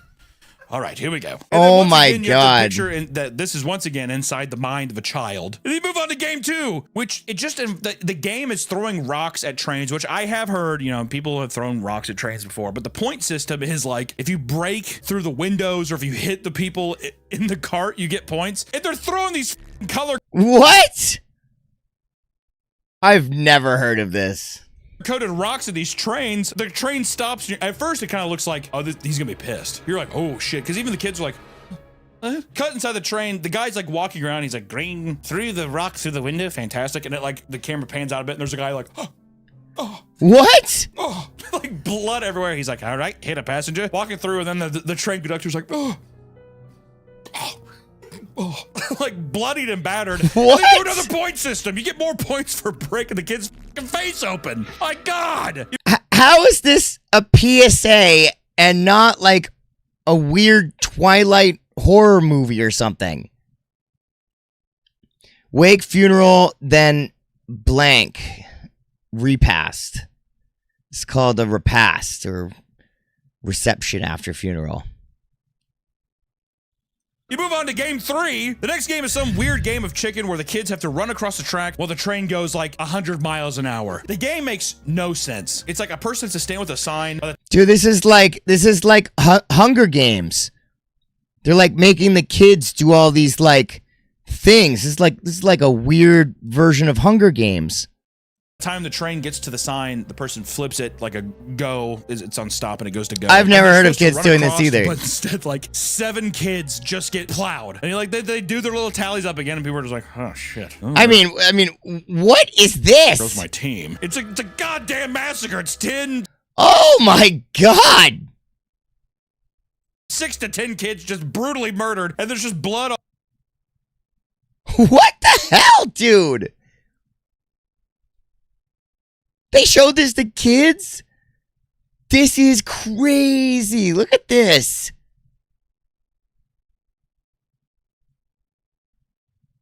All over the tracks. It's gruesome as shit. And then game 4 is, this kind of messed me up a little bit. It's called the Great Tunnel Walk. Does that not sound just cryptid and horrifying? The objective of the game is to walk down a 3... What? This is like... I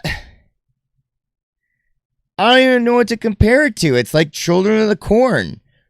Like these kids just going and doing crazy things for no reason. Mile pitch black dark train track, and to see who gets on the other side first. Here's the kicker: they send trains down the tunnel, so you gotta just play, and there's no lights on the train. That's one thing I saw too. Whenever watching the video, I'm like, there's no lights on the train, so you can hear it coming, but good luck. And like it takes a weird moment, and the camera pans down to the tunnel, and you just see like this kid like limping, covered in blood, walking out, whatever, and they're like, great job, you got first, okay? What's your...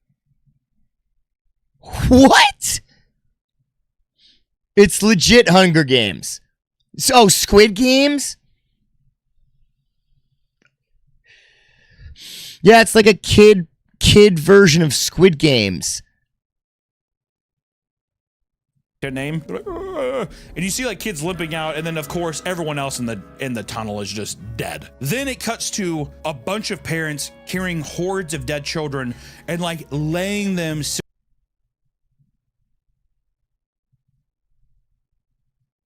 This is the most messed up thing I've ever seen.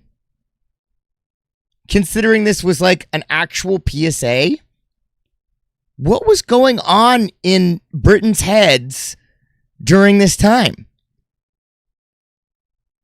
Ceremoniously on the track, and it's like this actually kind of artistically like pretty cool shot, but I was just like,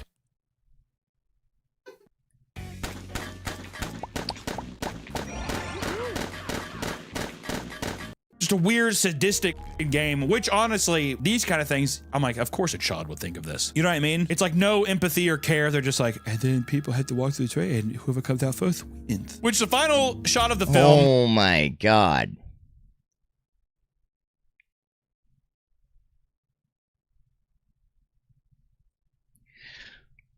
I don't understand this. Like, I just don't understand, like, why somebody made this to, like, show people. It doesn't make any sense to me.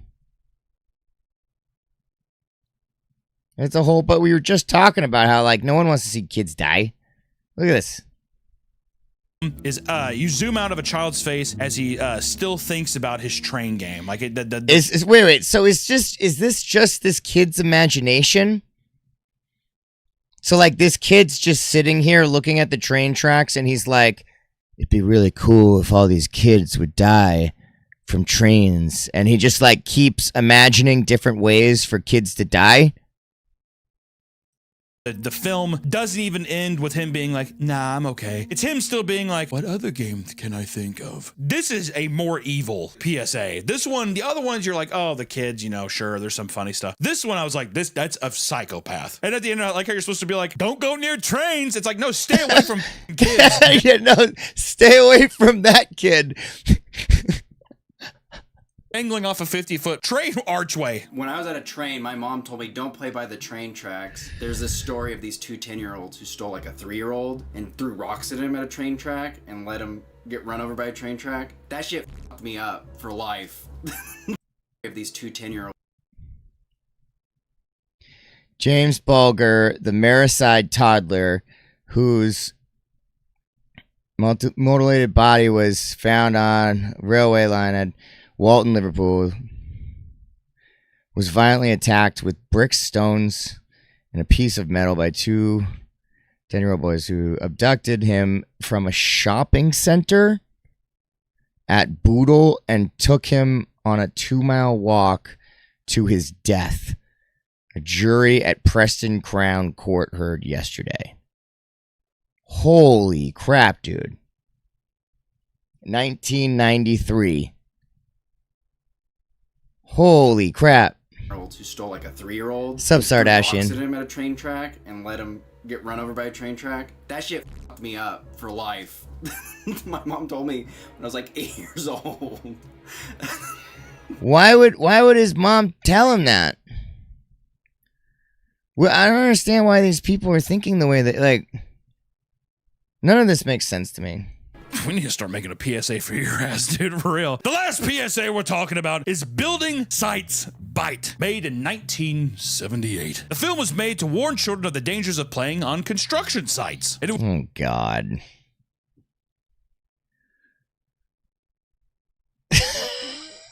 These kids are about to get destroyed from a building site. Was made in response to more than 20 children dying in 1977 due to building sites accidents. 20 children, that's a lot. Why are you in construction building sites? Farms, you can be like, oh, animals, or oh, like my family works on it. What the fuck is bringing your child? Because there was nothing to do back then. There was nothing to do back then. You didn't have a phone. You didn't have a computer. You didn't have video games. You didn't have any of this stuff. Kids were fucking bored, man. Kids were bored. They wanted, like, you didn't have anything. Construction sites, abandoned buildings. That stuff was fun. Because it's just like, I don't know, kind of cool. To work, you know, like, why are you there? I played in construction sites.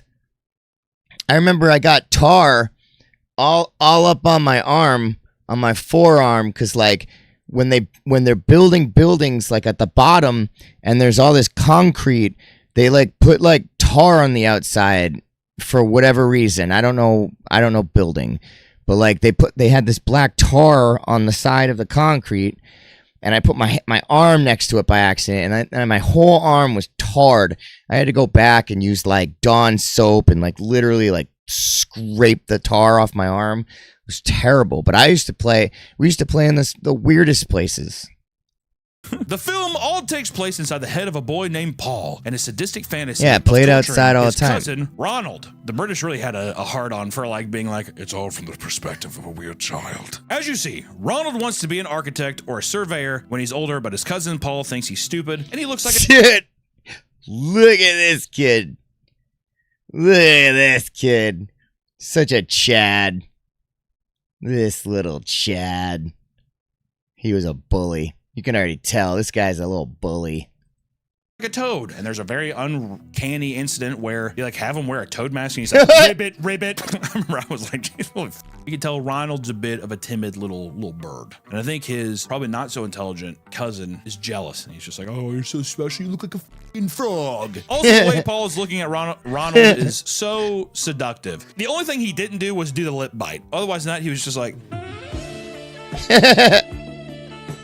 Paul has the sick and twisted thought of wanting to stick Robert in a construction site and see if it'll get him killed, because he's just like, you could never live here in this deconstructed neighborhood of misfits like me and my sister live in, eh? So he puts Ronald through a ringer of tests to see if his construction site knowledge holds up and if he would survive. We move on to our test. Test number 1. Ronald ignores every warning sign that is in front of him. He randomly picks up a stick. Ignores every warning sign and starts stoking the flames of an already burning fire. He kind of like aggressively shoves at it like a primate. Ronald's like walking around like a weird ditch. He sees his dog down there. He's waiting for people to rescue him. The walls. Wait, why is his dog down there? What? What do you mean his dog's down there? Where did the dog come from? Cave in and crush him, and you just see his dead hand. Oh my! At least the dog didn't die. Am I right? Am I right? At least it was the kid. At least it was. I was a little worried it was going to be the dog. Happy it was just the kid. 2. Ronald walks into a dilapidated house. Again, Ronald ignores the danger signs. Wait! I thought Ron died, so he came back to life. Walks up the stairs and almost falls out a window. Ronald grabs a live wire and gets electrocuted. Oh my God. There's just something about the child death screams that are just so funny. Ronald's having a hard time through these tests. He is in a literal jigsaw torture trap right now in the mind of a sadistic child, and he is not winning the game. Test 3. Ronald has to traverse a field full of heavy work machinery when his dog Snoopy watches Ronald get crushed by a tractor. All right, good. Don't kill the dog.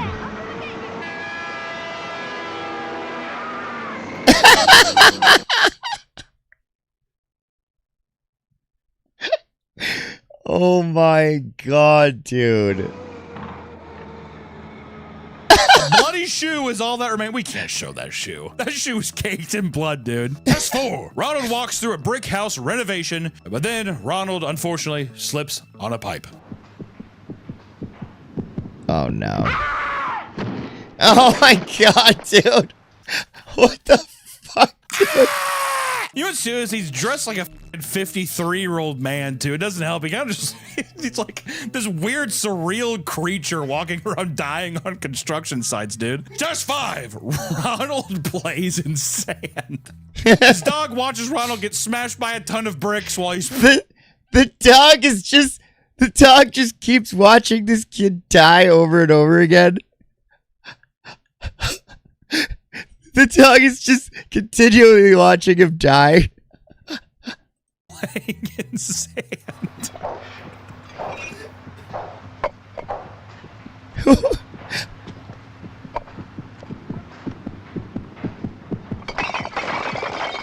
Oh my god, dude. What the fuck, dude?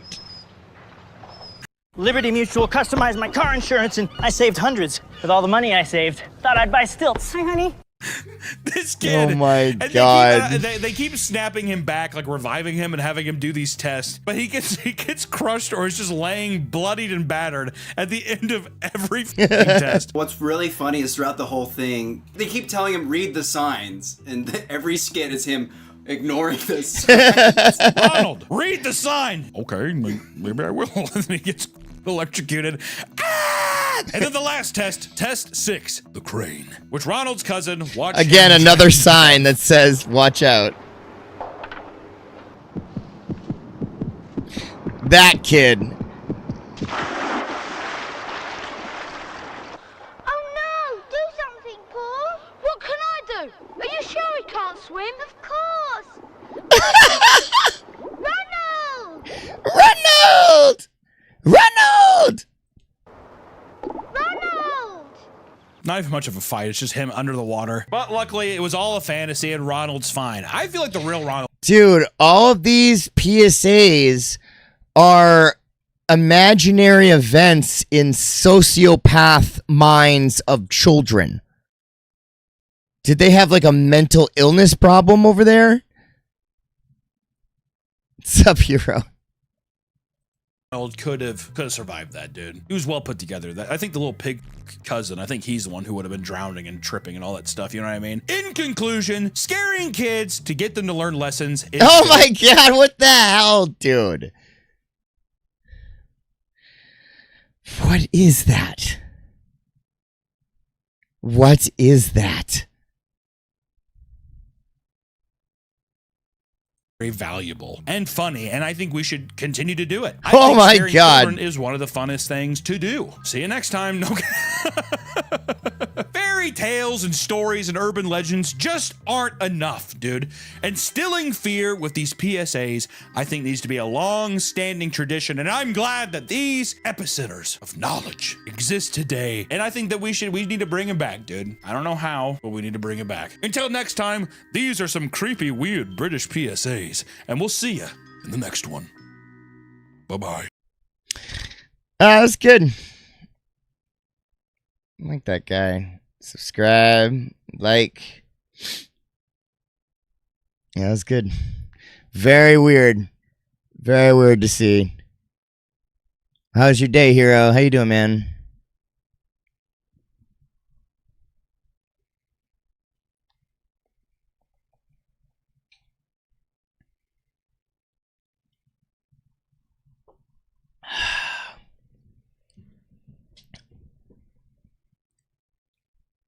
All right.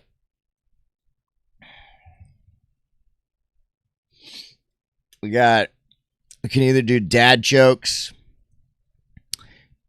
conspiracy theories with Cat Williams, another one of these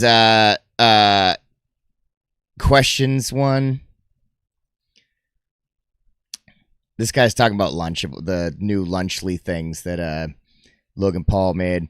This is a pretty cool one I wanted to see. Inside Malaysia, failed $100 billion ghost city. It's just a city with no one living in it. And they go and visit it.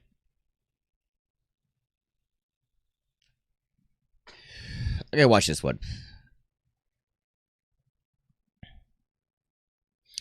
All right, next video is inside Malaysia's failed $100 billion ghost city. Shocking. By Matt and Julia. Today, we're taking you to one of the strangest places on planet Earth. A modern super city built for 1 million people in one of the most densely populated regions in the world that in fact is completely empty. We first read about... Dude, look at all the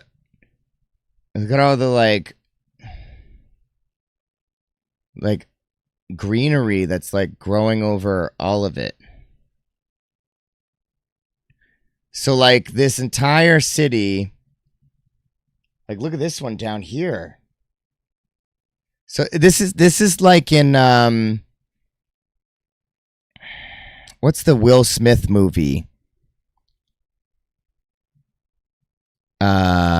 Damn.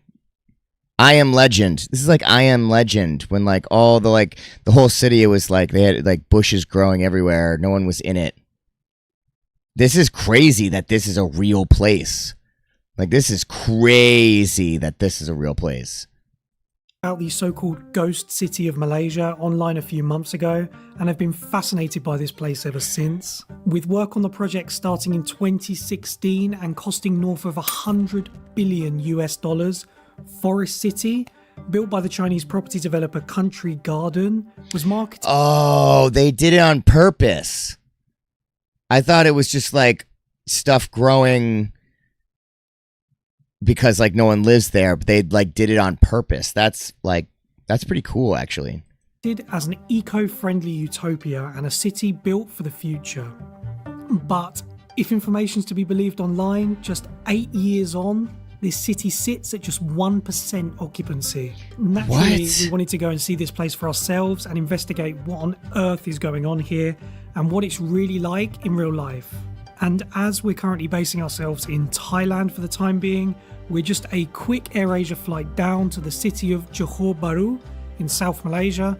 So we decided to go to Forest City and have a snoop around and hopefully find an answer to the question, what on earth went wrong? That's so interesting.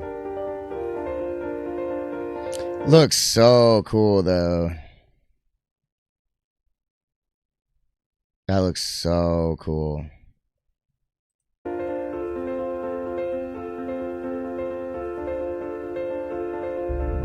I'm your football-obsessed best man. I gotta get I gotta like pay for a subscription to YouTube. Too many houses over here. Yeah. 1,000. So many. And the rent also very, very, very cheap. Very cheap? Yeah. Or 3 rooms. Well, you know, I guess what you can do if times are tough, you can move to a ghost city in Malaysia. The rent is very cheap. You can live where no one else lives, surrounded by plants. $800. Wow. For the 5-star. But resident. Italy has buildings / towers people live in with plants growing up it. That is so cool. Would you want to live there? What? Would you want to live there? Yeah. Yeah? Yeah, I got money. I live here. Yeah. Yeah. Goes down already. All maintenance, all.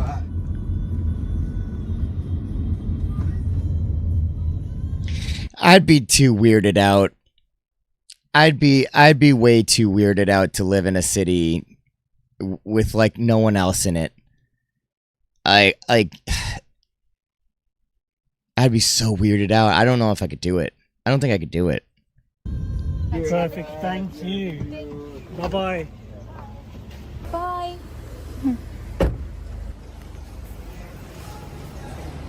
Bizarre. So bizarre. I can't believe how massive Yeah. it is. I bet I'd be acting the same way. I'd be really freaked out.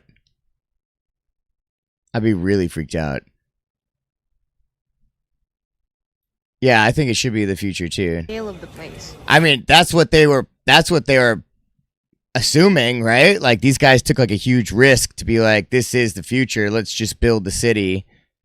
People will come. But like people probably just don't want to live in Malaysia.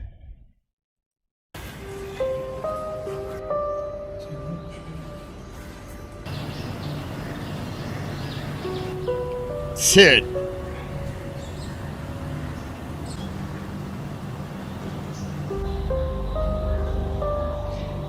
I mean, come on, man.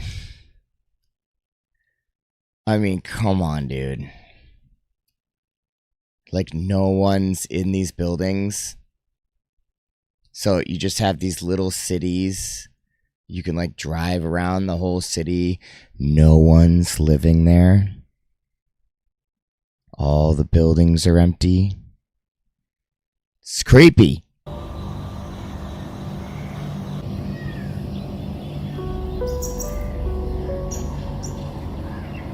It's so quiet. Like if that was like full of people, you'd be hearing sounds everywhere. If you build it, it'll come. That was a great movie. I loved that movie when I was a little kid. This is Field the of Dreams. where we're staying, and apart from the ant infestation and the black mold, it's really nice. We seem to be the only people on this floor. And the best thing about this place is the view. Just look at that. It's so quiet. We're looking out over multiple high-rises, a whole town's worth of villas in front, and it is so quiet. All you can hear is literally the birds. Yeah, that's what I was saying. It's because there's no one there. I would be like looking over my shoulder every 2 seconds. This is like Walking Dead status. Like when are the zombies coming out? It is so bizarre. Every other balcony on our floor here is completely dirty, so it's obviously not been touched, if ever. And yeah, what a strange place. It's even stranger in real life than the pictures and the videos we'd seen before.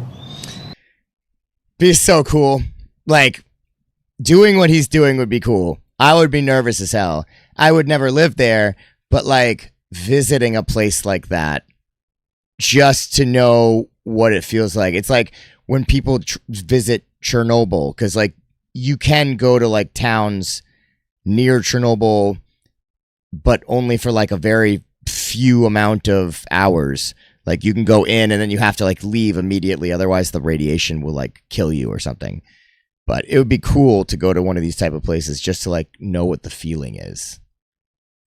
I think it's like that majority of the time when, you know, you build something up about the place, when you see pictures of it and hear stories about it. But the thing that really strikes you about this place is that it's supposed to be lively and busy and, you know, people everywhere and shops and bars and whatnot, like a lively city. But you just see all these high-rises and it looks good, but really creepy, and there is no one around, and it just doesn't make sense in your head, because we've been to so many different abandoned places that are pretty old and you can see that they're abandoned, you know, they're falling apart and time's taking over in the nature. But here, this is a brand new place, brand new building, supposed to be an incredible city and such an amazing idea and project, but it's here, but no one else is. It's just It's creepy, man. It's creepy, dude. Optimus Prime versus Shockwave happened.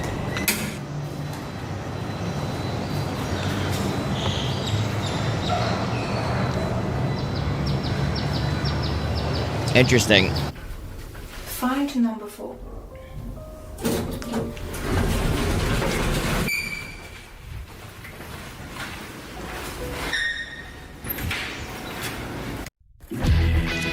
Ah. Track how far you've gone. The forecast each day. Wait, so are there people working in the shops? Are there like shops?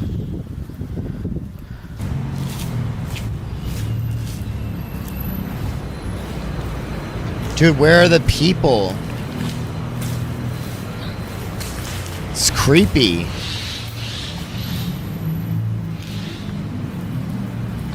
Dude, that is so creepy. Supposed to be just like a storage place, or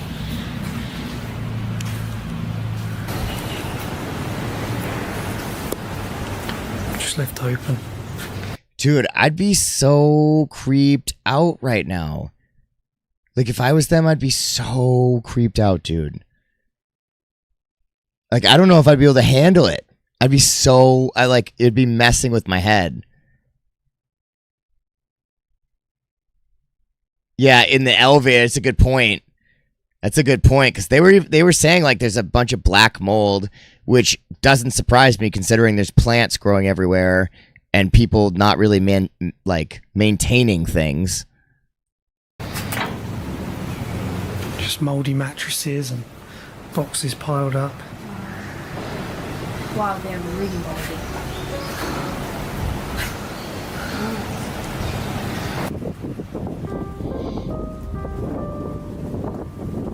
To understand more about why this place is so empty and how this happened, we need to understand a little bit more as to why Forest City was built in the first place. Despite its location in southern Malaysia, it was actually built by the Chinese property developer Country Garden as part of the Belt and Road Initiative, with the Chinese expat market in mind. Marketed as... But why didn't people move into it? Like, if they're saying Chinese made it, they have so many people over there. They could have moved a bunch of people in here. Like, why? What's wrong with it? Why didn't they move in?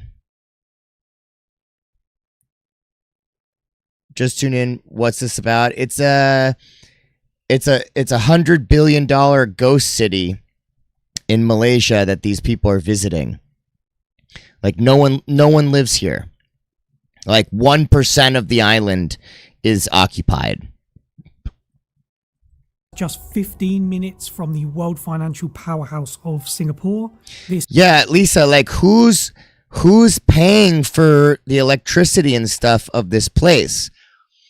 They clearly don't make enough money to, they don't make enough money to survive. Why would they still pay for the electricity?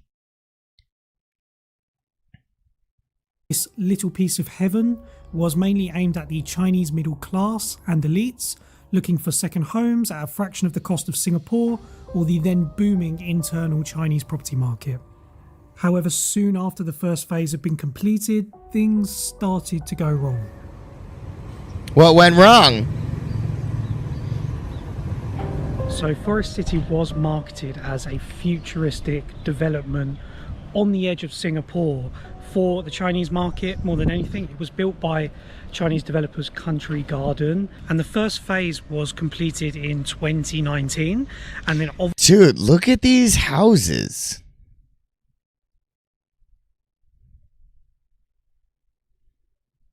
I mean, it looks cool, dude. Like, you got the roads going in between them and stuff. And then all these, like... So, like, down here must be, like, the rich folk, right? Because, like, rich people would get their own little houses. And then, like, not so rich people would live in these big high-rises. Looks weird, though. It looks like an alien island. Obviously, after 2019, COVID hit, which caused China to shut down, and that meant their citizens couldn't leave the country to come The Last of Us, yeah, I can't wait for the next season. here. And then That was a really good show. I like The Last of Us. things were even worse when the government in China put restrictions on people bringing their money outside of the country. I think it was only a certain amount, maybe $60,000, we'll put it up here, of funds that Chinese people could bring out of the country to invest into other countries. There were other factors too. For example, in 2018, the change in... Like, what is this?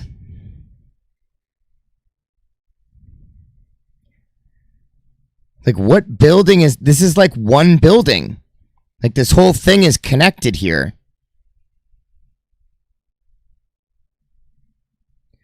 Is that like the embassy of the island or something?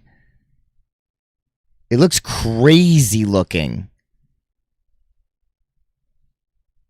Like everything is grass on the top. It looks crazy looking, dude. I can't believe this town, this whole thing was built and no one's living in it. The Malaysian government and subsequent political uncertainty. Yeah, it's going to waste. Geopolitical ties between China and Malaysia, as well as the suspension of the... You looked it up, like 12 people still rent there? Yeah, but they're not making money on 12 people.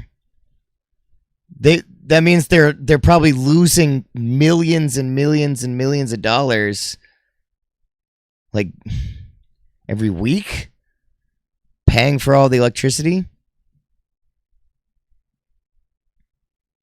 A resort? They said for people to live here. Oh, you mean like the main one? Malaysia My Second Home long-term visa scheme for certain Chinese nationals all contributed to the severe supply overhang. And all of that led to the label that Forest City has got now of being a ghost city. The first phase was finished, and even 4 years later, there is a 1 to 2% occupancy of this place. And I think what makes this place even more striking is the fact that it is on the other side of the water from Singapore, one of the most densely populated places. Wait, so then what? Dude, look how close it is.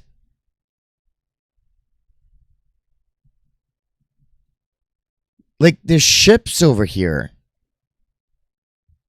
Look how close Singapore is to this forest city. And he's saying this is one of the most dense cities out there. No one wants to move from right here to right here. You could take like a ferry. You could just like take like a ferry or something. I don't know. Like, is it haunted? Is this place haunted? Why won't people live here? Densely populated places on planet Earth, and then just on the other side of the river there's a ghost city. It is really, really interesting. This place has fascinated me for a long time, and yeah, it's even more eerie in real life.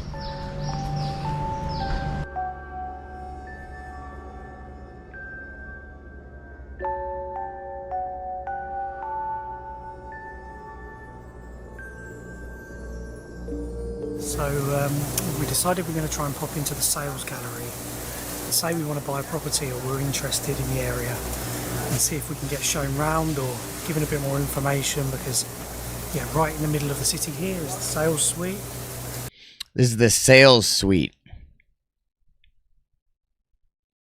They thought there was going to be so many sales, so much business. They made an entire humongous thing called it the sales suite. Look at all the they got all the solar panels and stuff. Oh, so they're probably not even paying that much money for electricity then. If they got solar panels everywhere. That's crazy. This is for sales. And let's try look normal. Yeah. Let's see what we can find. All right. Let's see it. Let's switch cameras.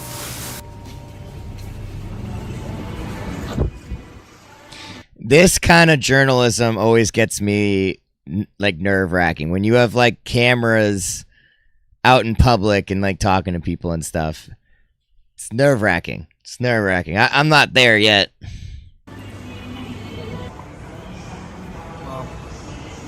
I know, right? Bro, what?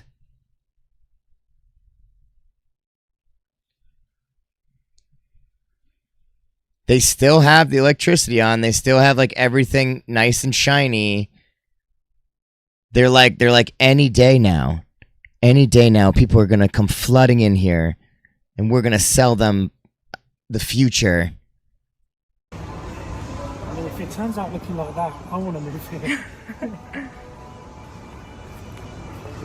What? Wow, look at that. Can we just like appreciate the model? Look how nice the model is even. It's like it's so detailed. It's like it's insanely detailed. This is crazy. And it's huge. It's huge. And this they must have spent so much money on just this model. Let alone like all this other cool stuff. This model here must have cost them so much fucking money. So much money. I can't get over this model. It was meant to house 1 million people. Let's hope it make a comeback.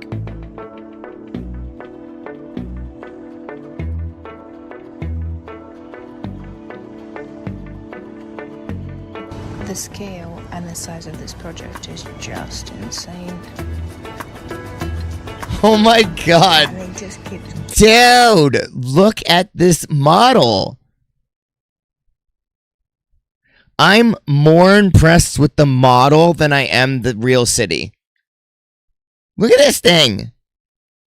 Like, and it's made with like real metal because you can see like the reflection of the towers. Like there's like real glass and real, like it's not like just fake materials. Like there's like real glass on these models because you can see the reflections.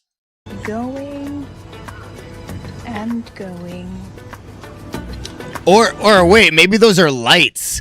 Are those lights going up and down?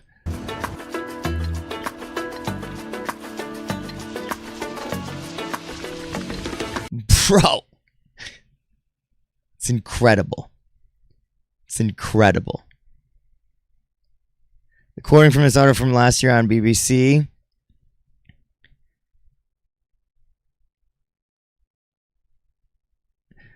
like that old movie with the Shyamalan dude, whatever his name was. Where would all that money come from? They said it's $100 billion ghost city.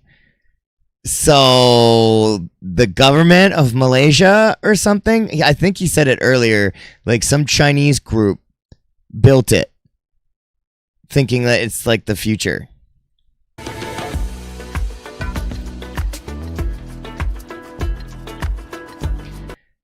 Almost every model building said sold out or selling fast was written on it.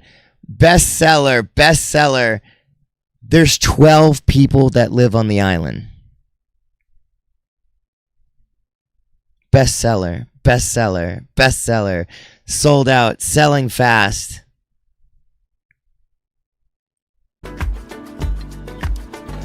China's largest pop. Look at this thing. Look at the people. Wait, there's other people. Who are these people? Is that his crew, you think? Or they only... It can't be his crew. It was just him and his wife, I thought. Or maybe they came with like a camera crew. Look at this model. Look how big it is. That's the scale of it. That's crazy.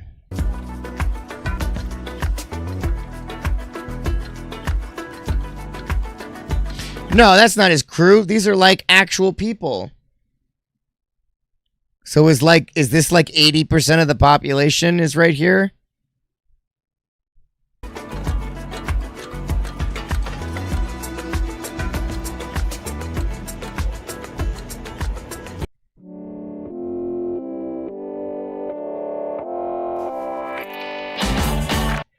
Selling fast. I gotta go buy some property, bro. It's all going. It's going fast, man. We got stuck in the rain straight after we left the estate agent. I bet it rains all the time there. I bet it rains all the time there. Like, just like that, all the time. Maybe that's why people don't live there. And the weather is really changeable today. Now the sun is out and it's really hot. So, at first, this guy was really excited to see us and our interest in the property. But then, when Matt asked to take pictures, if that's okay to take a picture, he was like, "Are you from the media? Are you filming for any news channel?" We're like, "No, because if you do, you need to get proper license." Like, "No, we're not. That's okay. We just wanted to find out the information about, the apartments." Is she lying then? Like, is that... I mean, I guess if he said, "Are you filming for news?" She's not technically lying, but she is filming for YouTube. So he showed us around a couple of them, the showrooms, and to be fair, they did look absolutely stunning. They were so beautiful. And then I asked him a couple of questions, and he went, "Are you from the news agency?" Because you're asking a really specific question. So they're $105,000. So technically, if you spend $105,000, you can essentially have an entire island to yourself. Interesting. And I asked, how much is the property, the size of it, and if the furniture is included in the price? And I mean, if I was legit spending money here... Here's a free cocktail. Boy, I would be asking a lot more questions and a lot more specific things.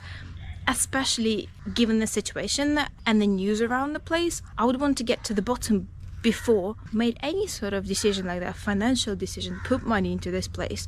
It was a very strange experience. The guy seemed very jumpy, and I wanted to get some clearance, to be honest, just because I'm curious. And we don't have agenda here. We don't want to portray the place in a bad way or make it seem like it's quieter and emptier than it is. And other way around. It's definitely being used for money laundering. Like 100%, they're using this to launder money. It's like the perfect. It's like owning a washing laundromat, right? You can just say that you're making all these sales. And you just put the money that you have, the dirty money, in to launder it. I mean, like, honestly, they probably don't even care, like, if people rent from them or not. That's why that guy's like, "Are you from the news?" Like, they don't want any information. That's why all the signs on the little model said, "Sold out, bestseller." Like, they're probably saying they have a ton of people living here. We don't want to say how amazing it is when, and if it's not, just wanted to, just ask genuine questions. But I just find it all really strange because it's not straightforward and no one wants to talk. So if people are jumpy and they don't want to talk, I'm going to assume the worst. I'm not being told otherwise. I'm not being told anything else, so... And this place, just like anywhere else in the world, we always go in with an open mind and, we don't have the mindset to always assume the worst of the place, regardless of what we heard, because places are not always portrayed for what they are, and sometimes, well, majority of the time, it's better to portray things in the worst light. Don't want to assume the worst, because it's just really sad for people that... Yeah, but, like... How could you not? Like, they're nice places. You can tell that they're nice places. If no one's living there, you have to assume the worst. That actually live here, and what does that mean for the future of the place? What does that mean for people that already live here, not just bought it as even an investment or holiday property? People that... Well, I know where to go if there's ever, like, a zombie apocalypse or, like, some, like, nuclear fallout. I'm going to this forest city in Malaysia and hiding out. That actually moved here. The guy told us as well, we asked about the other phases of the project because I didn't quite get whether this is the first phase finished or how many phases. What we see here is just phase 1. The plan is to build Loots more.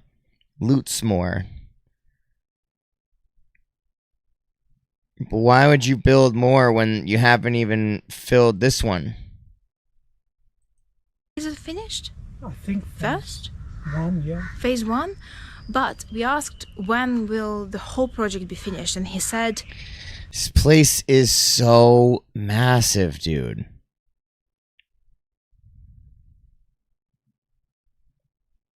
Like, it's freaking massive, dude. I can't believe there's like only 12 people living here. 35 years? I didn't expect to hear that too. I thought it's going to be like, I don't know. Maybe they rented points from the owner. The article says turn people off because it's too remote. Something in itself that they're not very sure when the funding's going to come through.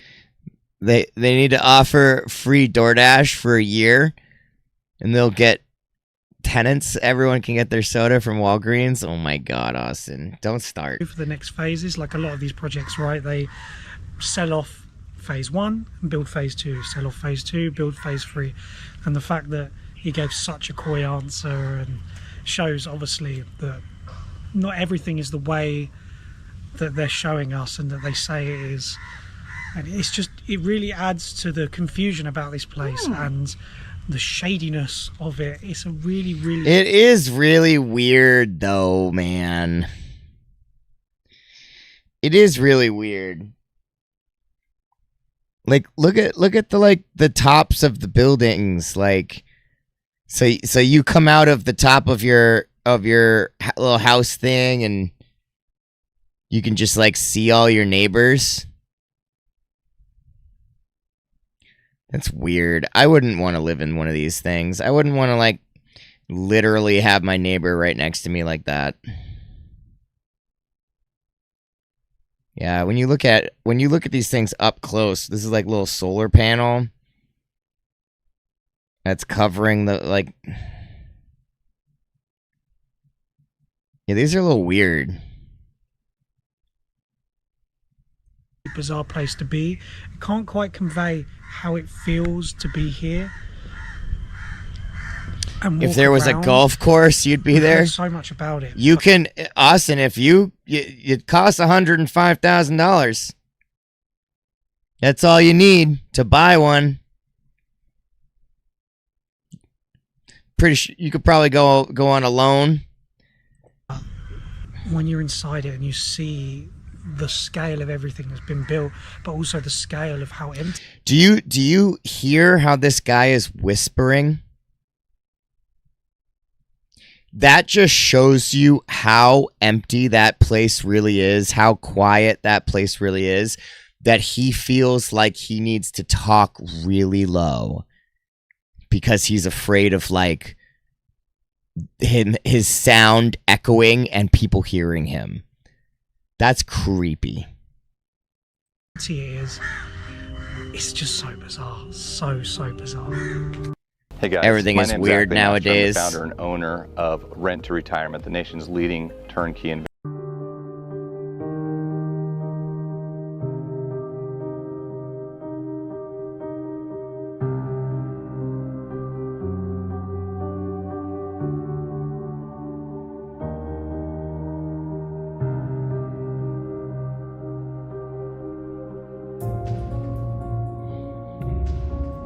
Wait, so, but are any of these, like, stores open? Like, are they able to buy anything there?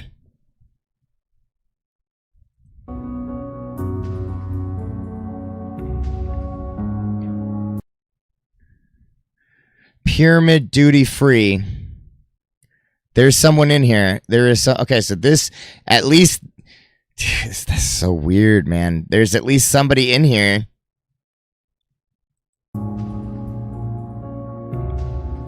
This guy's cleaning the floor.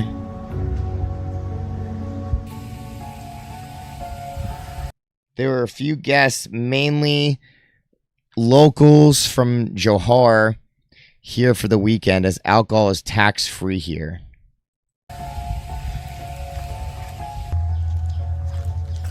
Honestly, look how beautiful this place is. It is insanely beautiful.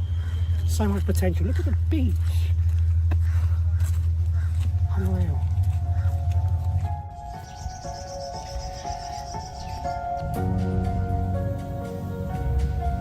Why is no one living here?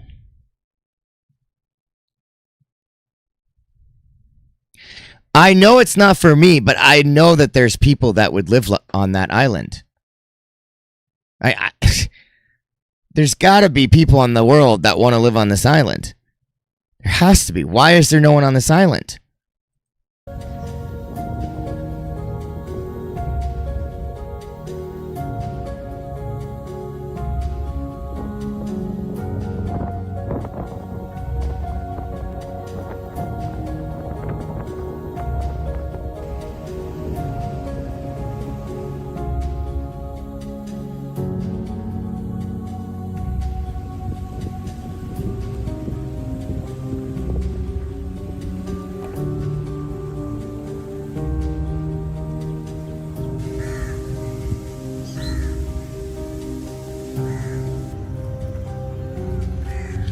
He's got security cameras and stuff. What is this?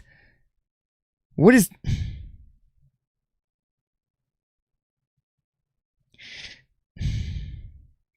There's a ladder and 2 cones stopping you, saying, do not walk up this random staircase that goes nowhere. And apparently, the stairs get smaller and smaller. Interesting how this stairway to heaven is boarded up. Probably best not try climbing that.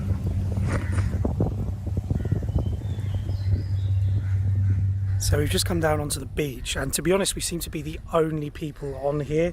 The only other life is birds that are everywhere, and potentially the crocodiles in the water, which isn't a good sign. Honestly, we keep...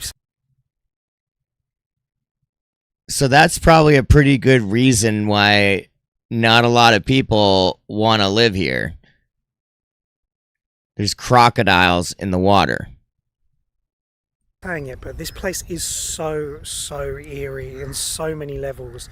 Even being down here... Maybe it's haunted? I mean, that's what I was thinking originally. That's what... Austin, you're gonna get eaten by crocodiles, dude. Zombies come out at night. Crocodile zombies. On the beach, we just saw a couple of security guards walking, and we really get the feeling actually that we're being watched. Maybe we're being a bit paranoid at this point, I don't know, but we definitely get that feeling that we're being watched. I don't think they get that many tourists coming here, and especially not tourists walking around with a camera taking photos of everything, and I don't think we particularly blend in to say the least. So yeah, but honestly, you can see the potential of this place down here, and you can see why it was such an interesting project, or is such an interesting project. It is really beautiful, and looking out over the water with Singapore on the other side, it's nice and calm, the beautiful beach, and you can imagine that these apartments here that are just sitting completely empty would have been lovely. They would have been absolutely gorgeous, and maybe they still will be. But yeah, the overwhelming feeling, to be honest, is kind of sadness for the people that have bought these apartments, the people that do work here, and potentially still hoping that something's going to change. And obviously really hope for their sake it does, but I mean, I don't know, it doesn't look good at the moment, with shops closing and everything just looking like it's falling apart already after 8 years of existence. There are no natural anti-tick flea protections. You have to go for the chemical ones. There's no denying it, this place feels very empty. But there are people living here, and according to latest reports, there are around 6,000 residents. He said there's 6,000 residents. You said 12, Lisa. He said 6,000. That's still weird, but it's a lot less weirder than 12. But in a city with a capacity for almost We have a 1 beach, but no million, swimming. that's Yeah. pretty shocking and makes you wonder what the residents who live here full time genuinely feel about their homes and whether they'll ever get a return on the properties they invested so much into. Here is Matt and Julia's healthcare center. This is actually the real reason why we're here, and we're actually promoting this place. So please consider buying property here because we need our healthcare center to do really well. And in fact, we are actually really rich. We just disguise as peasants. Please come to MJ Healthcare. I am absolutely melting. It's really hot today. I'm not sure what I expected. That's the first thing you saw when you searched? You're like, what? Southeast Asia's hot. What is going on? Oh, why am I melting though? What really fell? Me too. It's so very bad for me now. I need to visit my own healthcare Yeah, it's ever since you tried to shamelessly I don't understand what they're doing here right now, but plug MJ Healthcare. It's all gone wrong. Let's have a look where it is actually. why is the healthcare center so funny? I don't get it. I don't understand. I gotta pee. I'll be right back.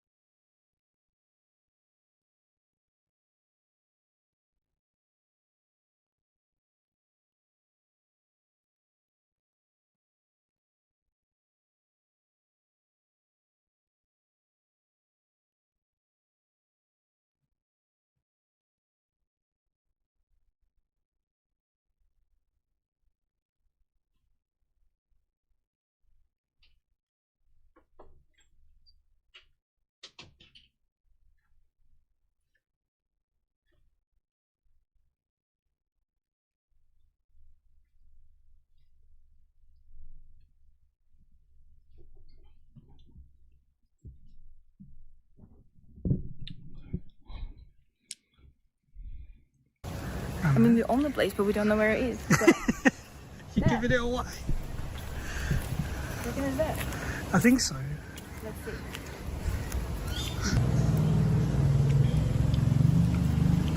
It'll be when you're at Disney next month. Nice. People inside. I mean, there's a lot of cars here, so I'm guessing it's been open. I mean, of course it's open. We've told them to open. There are only specific areas in this place.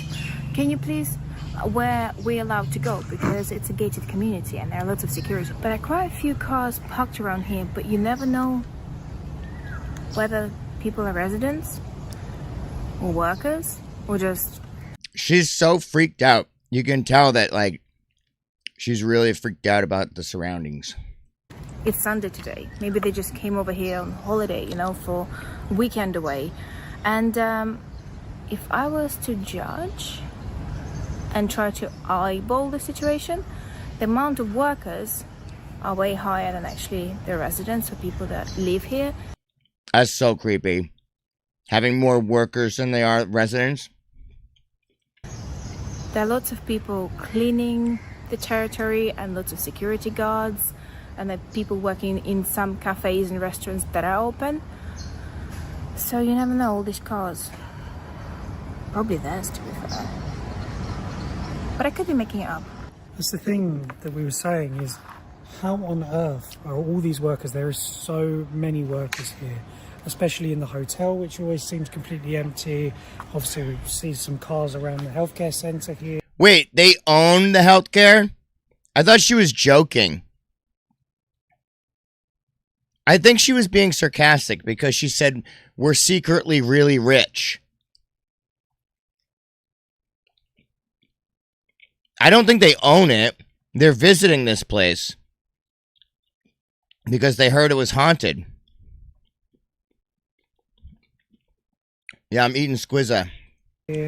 Like, how on earth are all these people earning money? I mean, I guess it's coming out of like the communal fees for the people that are living here, but you can't imagine with the, 2 or 3% maximum occupancy of these places that they're getting enough to feed the wages of all of the workers. They must be running at such a loss. I mean, again, I'm just sort of speculating. There is no way of getting an answer. So we've tried to ask a few people about life here and there, quite a few, and no one really seems to want to talk on camera, and the only ones that sort of have spoken to us have been the workers, the people that work in the sales suite, who obviously aren't going to tell us the truth. I mean, there's on the model, the city model, it says sold out on every building. Or quick sale. Yes, yeah, only a few left, and you just don't know the real numbers. And no one seemed to. That's the point. That's what I was saying. She's saying that they don't even tell you the real numbers. So like you can Google all this stuff. That's why Lisa, like when she's like reading about it, it's gonna say a number that doesn't make sense because like they're probably just reporting it in their report that people aren't even reading anyway. But they're using it for money laundering, 100%. No answer, so many questions. Some people just know they could save hundreds on car insurance by checking Allstate first. Like, to check the sign first. It's like in Breaking Bad when he had the laundromat or the car wash.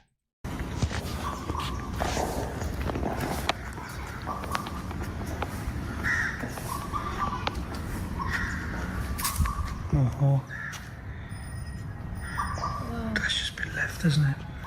That's so weird. Like they built this place so fast that like they filled all the rooms with the stuff that should be built. But then when they realized no one was buying anything,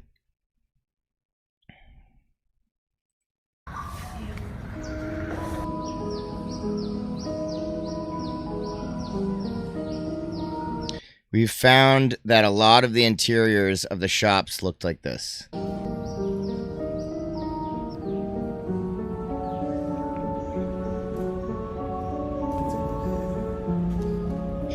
But like, they never even finished building the place.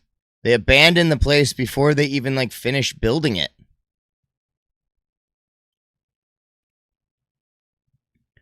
Hey May, wondering how I chose this video? I just peruse things on YouTube a lot. And I saw this randomly, I don't know, because like the more stuff you click, YouTube will recommend things to you. So like, I watch a lot of paranormal stuff. I watch a lot of conspiracy stuff. I watch a lot of government stuff, even though my channel's not, political. I watch, I keep up with like a lot of stuff. So like YouTube suggests things to me. And like I saw it and I was like, if that city's abandoned, that's really cool. So I was like, I'll just watch it on stream and react to it. But I've been wanting to watch it for a while. That's what all these videos are, just random videos I found on while I was perusing YouTube.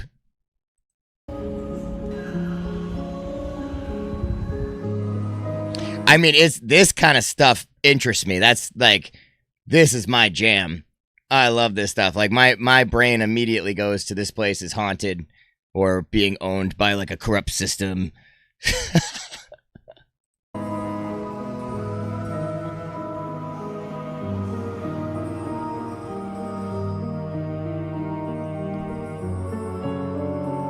So we're inside a residential area at the moment. You can see over into the villas that surround the middle of this part of the complex, and they're all absolutely gorgeous.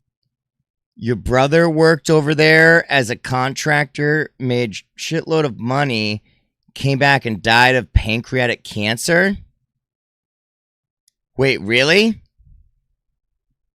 Like here? He worked here?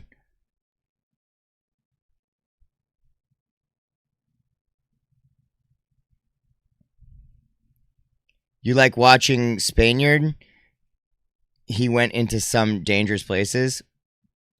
By burn pits? That's crazy. Well, sorry to hear that. But every single one is empty. Like every single one. Just completely empty. Yeah, Lisa, if you have recommendations for me for next time, let me know. Send them to me. I gotta watch that DoorDash one you sent me. It also seems that they actually don't keep up their area that well. No. The grass looks overgrown and there are like full of palm trees and rubbish. I don't know if that was a different phase or not, but it seems that you can, when you look at these big apartment buildings, there's 1 or 2 balconies on each one that have closed. So there's obviously a couple of people that have moved in, and perhaps that means that they look after these areas more. But when you look at the villas, as I say, there's no one living there, is there? It's really bizarre. Really, really bizarre. And I guess that's why it's overgrown.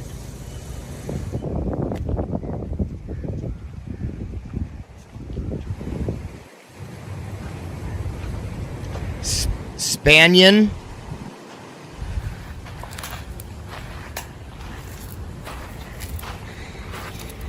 It's so weird to like see these little things and they're all abandoned and no one is like cares if you walk in it or not.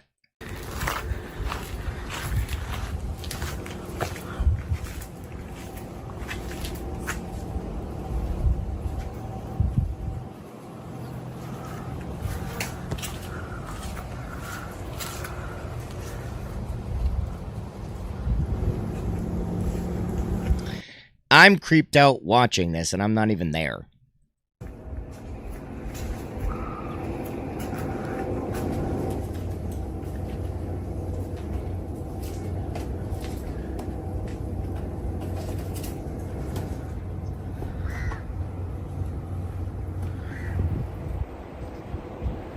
The idea of it is so nice.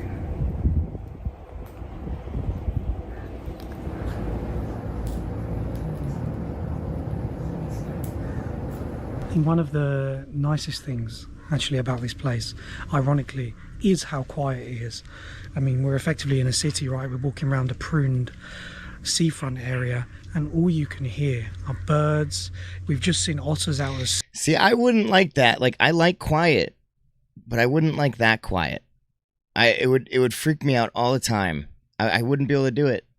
See, as we were walking off, it's really, really lovely. In that way, you can hear yourself think. I think if you're going to come here for a weekend, and bearing in mind there are Airbnbs available, we're staying in an Airbnb, it is a lovely place to be from that aspect.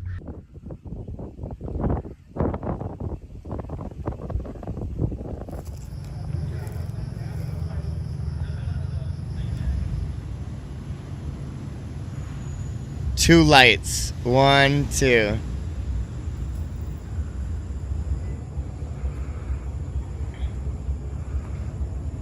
If you're wondering what it looks like at night, pretty much like this. There is not that much going on, apart from the street lamps and there are lights in some of the apartments.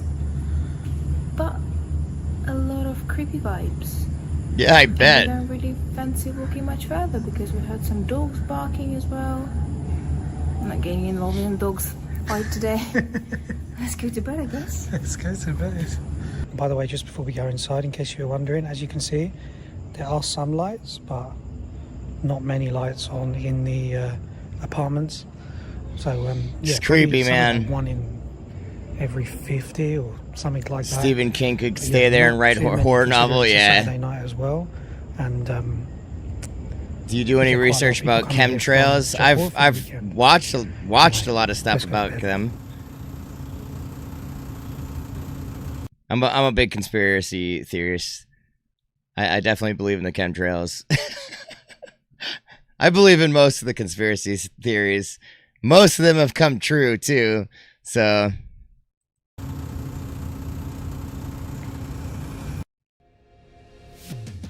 Looking for a broker that can match your drive and ambition? Don't settle. these buildings were the most occupied we saw, but bear in mind the majority of the lights you see are the stairwells. Oh my! So these are just the stairwells, and some of them don't have lights on the stairs when you go up.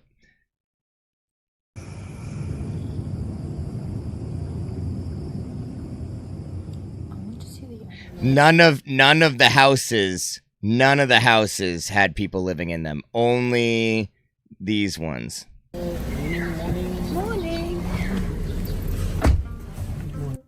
As we got into the taxi and pulled away from Forest City, we were left trying to make sense of this place. And as is so often the case when you travel, They should use it for especially movies somewhere and stuff. unique and as misunderstood as this, you're Yeah, it'd be a often good left with scene. more questions than answers. We'd personally been fascinated by this label of a modern ghost town from the moment we read about it, and as travellers, it was an incredibly surreal experience to come and explore it for ourselves. But the fact is, we get to come and go. And for many people who've bought apartments here in the city of the future, hoping for a new life in a contemporary garden city, they can't. Such a small percentage of new homes have been sold that the prices for these people's lived-in flats will probably never retrieve their initial investments. And even if interest in Forest City changed overnight and increased 1,000-fold, there are so many empty apartments that you can't help but feel the people that have already bought here, especially off-plan, may never retrieve their initial investments. They had all the wallpaper around the stores, like make it look like it was open in business, so that it wasn't just it didn't just look like there was a bunch of ghost stores in it. And as a final thought, it really feels to us as though the future of Forest City is completely in the hands of outside influences and events. And whilst the future of this place seems to be up in the air, all the current residents can do is sit tight and hope the tide turns. On that note, thank you so much for watching this video. This has been a really, really interesting one to make, and one we hope you enjoyed watching as much as we loved making. Let us know in the comments below what you think of Forest City and its future, and if you've ever heard of this place before. And for now, thank you so much for watching, and see you in the next one. If you would like to get more exclusive content, All right, that was pretty good. Very, very interesting. I didn't know anything like that even existed in this world. Do a chemtrail reaction video, please, when you have a time. If you find one and send it to me, I will. I'm gonna do one more. I want to do the Cat Williams one. 20 minutes. All right, next video watching. Cat Williams drops hidden knowledge bombs. The room is speechless. This is by Video Advice. You won't believe what Cat Williams just revealed. It's not really about knowing anything, it's about where to go to get the information. He's unlocking ancient secrets. I'm a big fan of Cat Williams. I think Cat Williams is one of the only real celebrities out there. Has declined to be, one of them. He went his own route. He denied contracts and stuff based on like certain situations. Cat Williams is the man. I like I think he's funny as hell too. and dropping knowledge bombs that will leave you stunned. Even Tesla says that this is where he came to get the information. From Nikola Tesla and where he took his knowledge from, to the mysterious device the Anunnaki wear on their wrists, to the real purpose of the pyramids and hidden technologies. People were coming to this region for their information and their knowledge and their things that were forbidden and there. The pyramids are crazy. The pyramids are straight crazy. There's pyramids all over the world, and they're all pointing at very specific points mathematically to the 100th of millimeters or whatever, to the stars. And the pyramids didn't even have any living quarters. They think it was like a power plant. It's amazing. I love the pyramids. I love the idea of pyramids. These were the highest of human civilization. Let's dive in and uncover what Kat has to share. Holy sh! Is this weed talk, Joseph? No, this is so legit.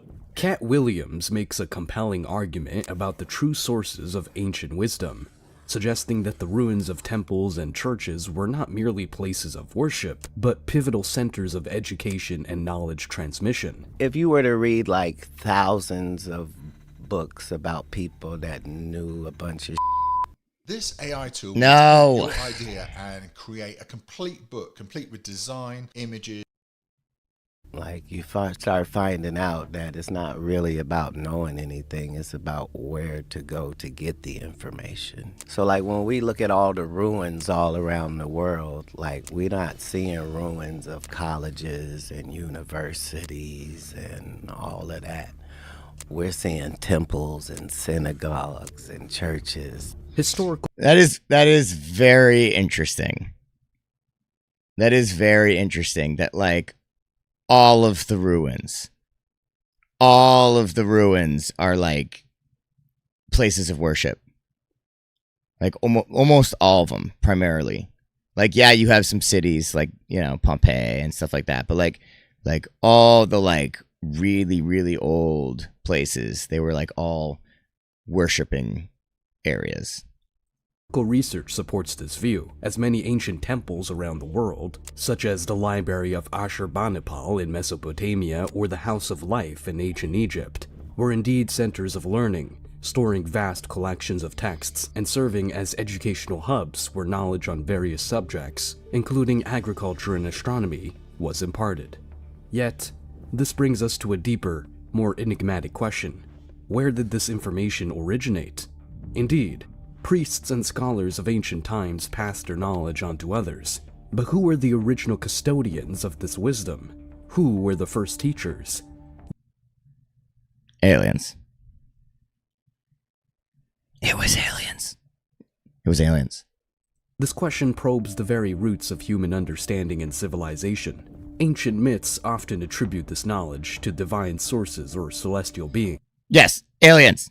Aliens came down, gave us tools and knowledge, maybe mushrooms at the same time, made us think in different ways, and then we just kept going on and on and on and on with technology and different ways of learning until now we are like Elon Musk people trying to go to Mars and super AI computing computers. Consider the Sumerians who credited their knowledge to the god Enki, or the Egyptians to Thoth, the god of wisdom and writing. These figures are portrayed not merely as deities, but as pioneers of knowledge, who handed down essential information that formed the basis of these advanced societies. Yes, an alien passing it down to a human. He's like, here's all the technology that we use. Use it wisely, my son. We'll be back in 3,000 years to see what you've learned. Such narratives, while steeped in mythology, may symbolize early humans' attempts to explain the acquisition of complex ideas and technologies that seemed beyond the reach of ordinary human ingenuity at the time. 100% of the writings across the world, whoever said anything about space or the universe or what was out there, why were all of them correct? It's not even possible. Like, how did they know that Mars was the red planet, and why was it a worldwide fact? Yeah, that's the thing that always got me, is that all of these different cultures, like the Egyptians, the Mayans, the Aztecs, like all these different places around the world, they all had the same information, but they couldn't be in contact with one another.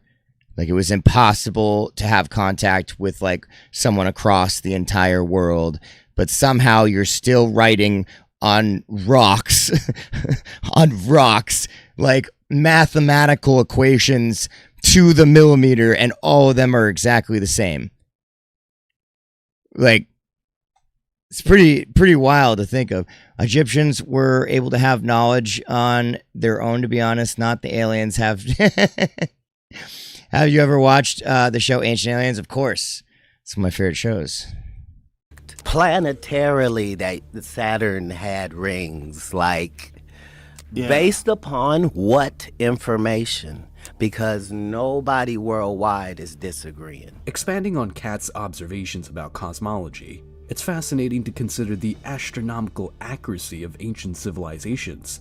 For instance, the Dogon people of Mali have long been known for their detailed astronomical understanding, which includes knowledge of the Sirius star system that is remarkably precise. Scholars have debated how such precise knowledge could have been obtained without advanced technology. This aligns with Kat's suggestion that such detailed cosmic knowledge— That's so interesting. So interesting. Like, just think about like you looking up in the sky without a telescope. You can't see anything, man. You can't, like, maybe you can see, I can see somebody knowing that one of the planets is red because certain parts of the year you can look in the sky and you do actually see a red dot, and like you can know that that's red. So I can understand why they would know that, but I don't think you can see Saturn's rings with the naked eye. Like, I think you need a telescope with that. So like, how did they know that Saturn had rings? Then why did they all call Mars by different names? I'm hearing this out, trust me. knowledge might have been imparted by advanced beings or through means not yet— I mean, like, if you can call things different names, but they're all noticing the same, they're all noticing the same physical thing. Like, different languages still write the same, like, so like all over the world, different cultures were talking about God and calling God the same name. I'm not religious, but, you know, Adonai, the other, I forgot the other names. Allah, like everybody was calling God the same, like they were talking about the same thing, but just different names. Fully understood by modern science. Moreover, Kat points out the global consistency in ancient knowledge about planets like Mars and Saturn. This observation— Now you can tell stars apart better than actually. No light pollution. Yeah, I know that, but like, can you see Saturn's rings? Like, even with no light pollution, could you, like, Saturn's not close enough for us to see the rings with the naked eye, I don't think, right? Can be linked to ancient texts and artifacts. For example, the Sumerians, known as one of the first advanced civilizations, depicted planets in a way that remarkably aligns with modern astronomical data. The Babylonians, who inherited and expanded on Sumerian knowledge, had a sophisticated system of astronomy and could predict celestial events with great accuracy. These That's so instances could suggest that ancient civilizations had access to a now lost compendium of astronomical knowledge, or perhaps, as Kat implies. So you think that the conclusion here is that we used to be really smart, and the smarter we think we're getting, we're actually just getting dumber and dumber throughout history? Like, we used to be like super smart back in the day, and we just keep getting dumber and dumber. They were beneficiaries of knowledge from extraterrestrial visitors. This brings us to an intriguing theory supported by numerous proponents of the ancient. Oh no, I'm not denying their ability for math. I'm just saying, like, their ability for math was done before they even had number systems and stuff. Like, how were they doing the math? Because there was no, like, the writing. I don't think there was ever any math put into the writing. Astronaut theory that knowledge of such precision and depth suggests a possible transmission from advanced, non-human sources. This theory, while controversial, is bolstered by the uncanny alignment of ancient knowledge with modern scientific findings. Let's get back to Cat Williams and try to understand where he wants to take us. Even Tesla says that this is where he came to get the information. But if you follow that information pathway, it leads you to this character called Thoth. The old way of doing business is over. It's going to look completely different in 2020. And the emerald tablets of Thoth are literally mind-changing and mind-blowing. The discussion between Cat Williams and Joe Rogan touches upon the intriguing and mystical Emerald Tablet, attributed to Hermes Trismegistus, a legendary figure blending aspects of the Greek god Hermes and the Egyptian god Thoth. The Emerald Tablet, also known as the Tabula Smaragdina, is a compact, cryptic text highly regarded in the fields of alchemy. You're not sharing your viewpoints on this one? The Emerald Tablet, also known by its more arcane name, the Tabula Smaragdina, is... Musk has spoken a lost technology, specifically human-made. Interesting talk. We may be smarter in some ways, but dumber in others. No, I totally agree. That's what I was saying. The smart ones lead to dumb ones. It's a safe space. Yeah, you could totally share. This guy's voice reminds me of Mushi. It's not just any ancient document. Lisa, I believe in a lot of crazy stuff. Just a heads up. All the stuff I'm saying, I'm actually not lying when I say that I actually believe all this stuff. Like the aliens coming down and teaching us, I believe that. Totally believe it. It is a portal to profound truths and alchemical secrets. The origins of this compact and cryptic text are veiled in the mists of time, with the first known appearances in Arabic sources from the 8th or 9th century. Yet, its influence rippled through the centuries, captivating the minds of European alchemists during the medieval period when it was translated into Latin. The tablet's opening line, "As above, so below," resonates with an otherworldly wisdom, suggesting a deep correspondence between the heavens and the earth. The macrocosm and the microcosm. This principle of correspondence implies that by understanding the small, we can grasp the mysteries of the large, and vice versa. It beckons us to see the universe as a vast, interconnected web where each part reflects the whole. The content of the Emerald Tablet is a series of arcane aphorisms that hint at the processes of transformation and the unity of all existence. It speaks of the one thing, the primal substance from which all things emanate and to which all things return. This one thing is described as having the power to perfect. Is it mana? The imperfect and transform the base into the sublime, a core tenet of alchemical practice. One of the more tantalizing passages reads, "Its father is the sun, its mother the moon. The wind carries it in its belly. Its nurse is the earth." I don't understand. This allegorical language suggests a cosmic process involving celestial and terrestrial forces, a dance of elements that leads to the creation and transformation of matter. For alchemists, this was not merely about turning lead into gold, but about achieving spiritual enlightenment and unity with the divine. Cat Williams mentions the fascination that even Nikola Tesla, the visionary inventor, had with such esoteric texts. Other beings that have, besides aliens, that these hidden. They're not saying it's crazy, just believe there are other beings besides aliens who have lots of knowledge. Yeah, I believe that too. Sources only adds to the tablet's allure. It hints at a wellspring of advanced knowledge, couched in metaphor and symbol. accessible only to I believe in angels and demons. Of course, I was raised in a Christian household, but it's hard to deny it. I believe that aliens and demons were named different things to different people, and that like an angel or a demon could be like the same thing as like a ghost or an alien. to those who can decode its secrets. The Emerald Tablet is part of a larger body of work known as the Hermetica.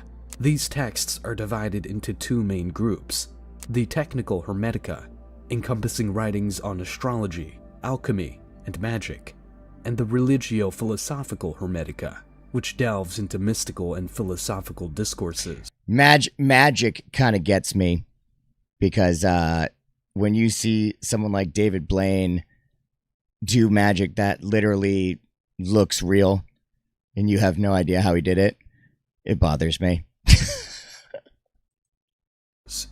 Together, they form the foundation of Hermeticism, a tradition that has influenced countless esoteric and mystical schools of thought.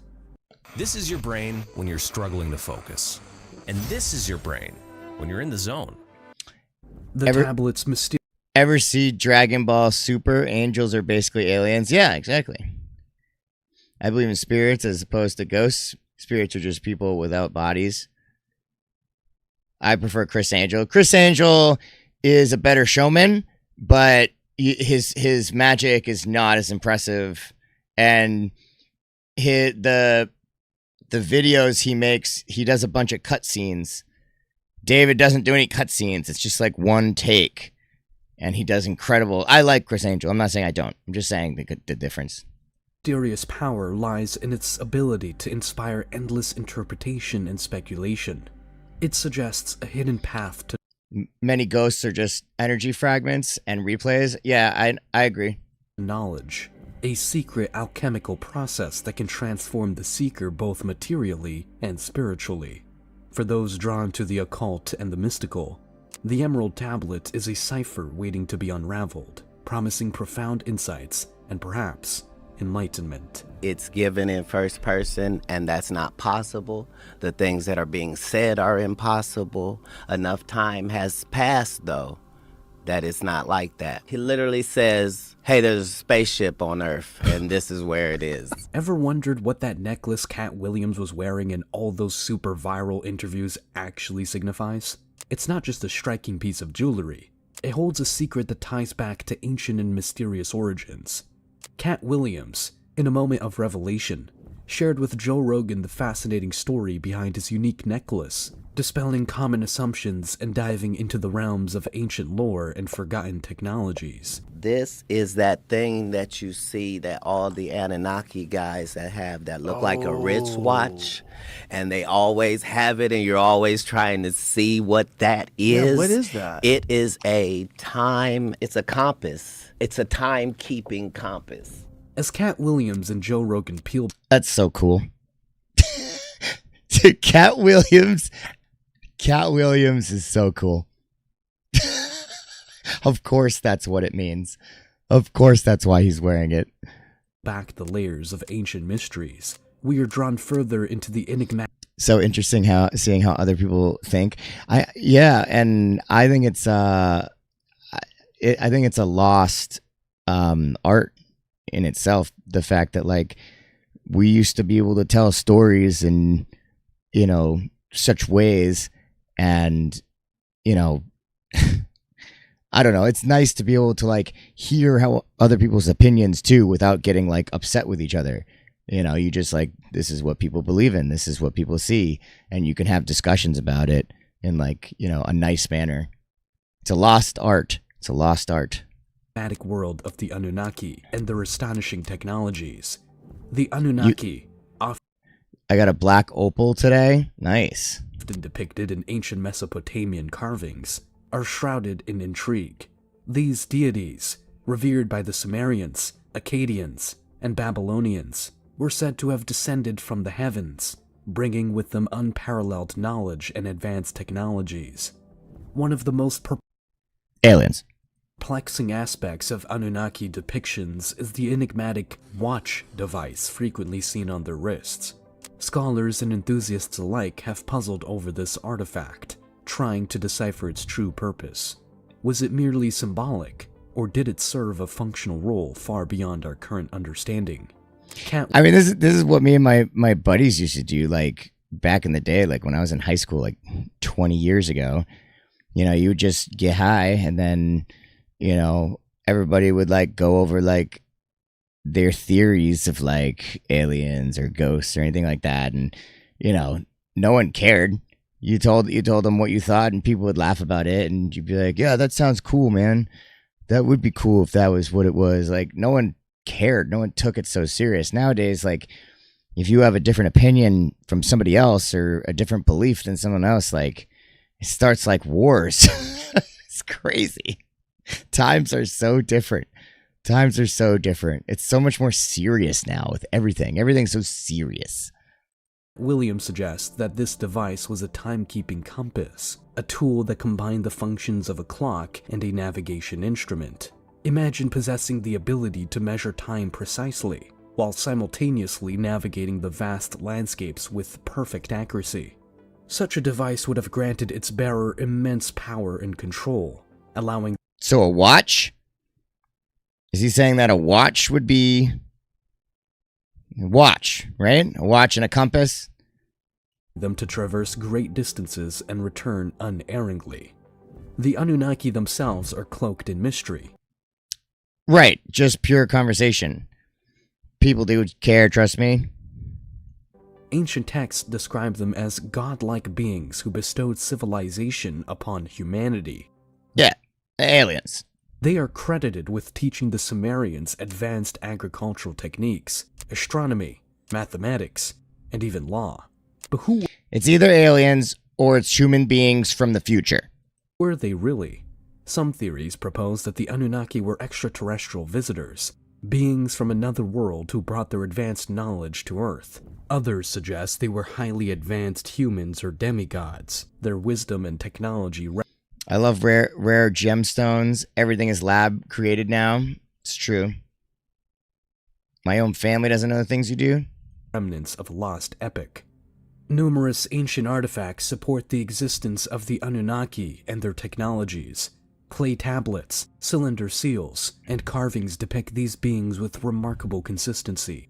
I was raised Catholic. I love hearing what other people think through without judgment. Yeah, I have a buddy who his dad is a pastor, so he's very, very religious, and we had discussions about like he was talking about Jesus and angels, and I was saying technically I kind of agree that there might have been something like Jesus or angels where like I just think that Jesus and angels were like aliens or something that was floating in the sky, talking and teaching, doing all these amazing things, and that's what we interpreted it as. We saw aliens and we were like, well, they're gods. That's just like, so we came to an agreement that we believe in the same thing. We just label the name of what we believe in different, but we believe similar stories, just the stories are told in a different way. Watch device is one of the most intriguing elements, appearing in various forms and contexts.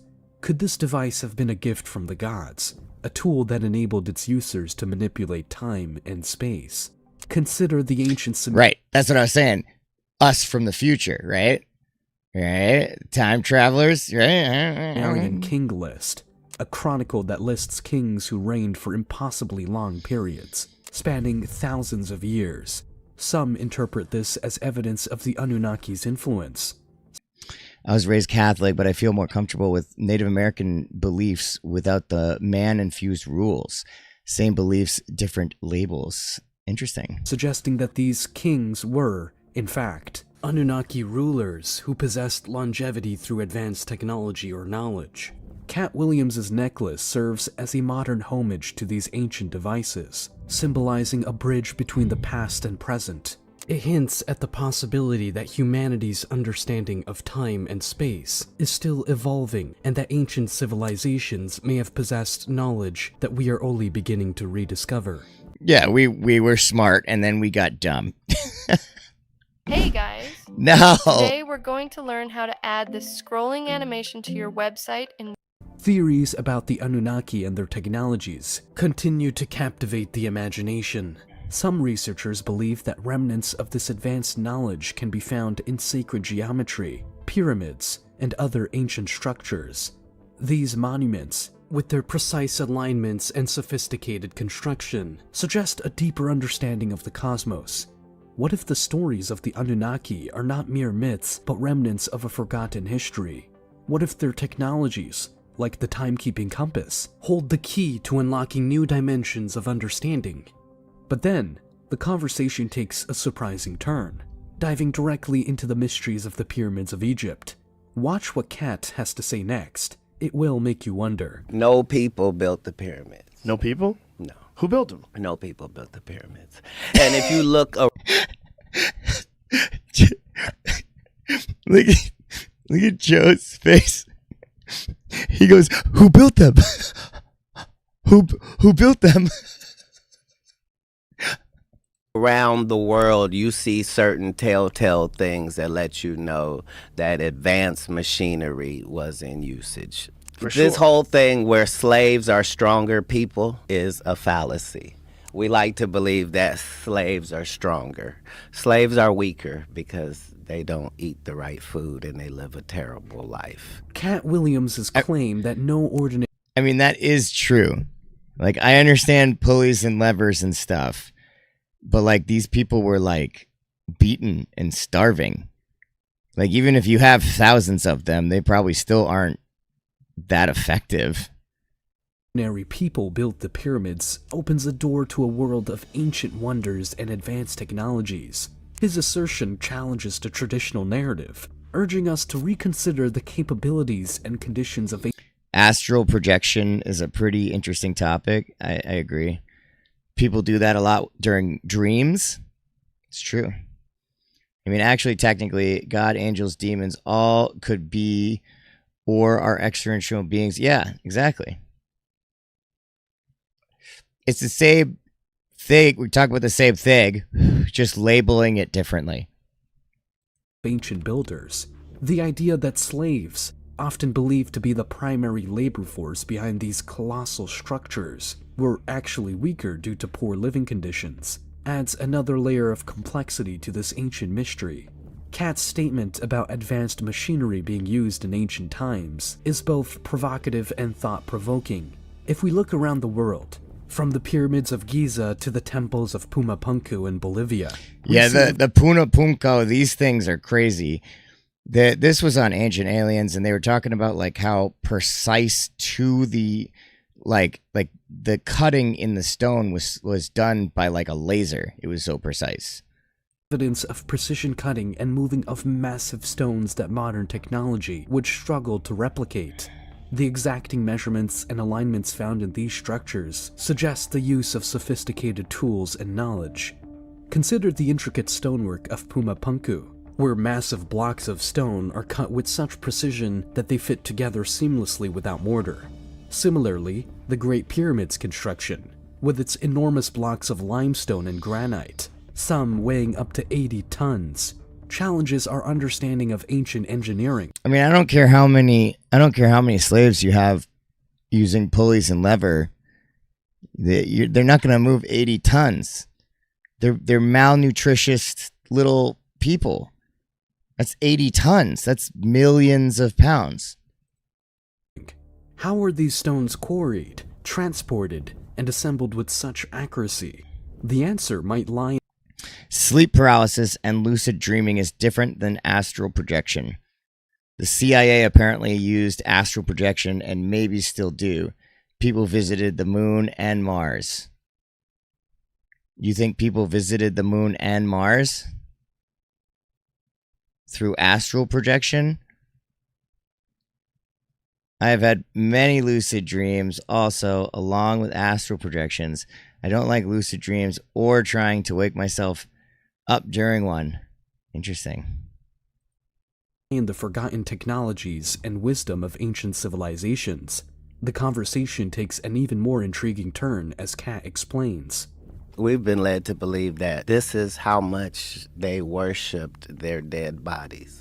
But the evidence doesn't show any of that. Like when you see inside, when they have those intricate carvings and paintings and stuff in gold and stuff, you have to remember this is in a windowless room, folks. There's no candle soot. There's no, this, it's clearly a power plant and built specifically for that. I do agree with him. I think it's a power plant too. Location on this planet. This statement invites us to reconsider the purpose of the pyramids. Traditionally viewed as monumental tombs, the lack of soot on the walls in windowless rooms indicates No, it had channels going into big areas. Like you could combine different gases by pouring certain things down each tunnel and make like chambers of reactions to things. that the ancient Egyptians did not use conventional lighting methods such as torches Maverick? or candles. This raises the question, how did they illuminate these intricate interiors? Kat's suggestion that the pyramid... My son was was obsessed with pyramids when he was really young.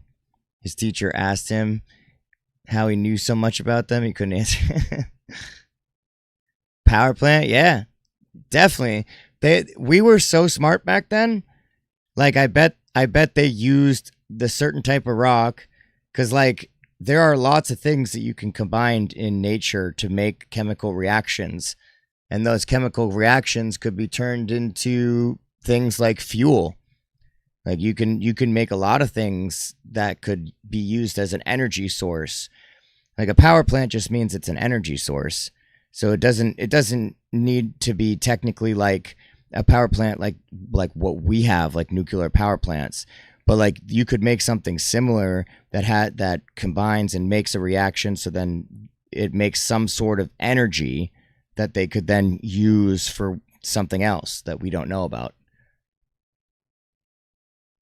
Pyramids functioned as power plants offers a tantalizing alternative. Kat continues. What do you think?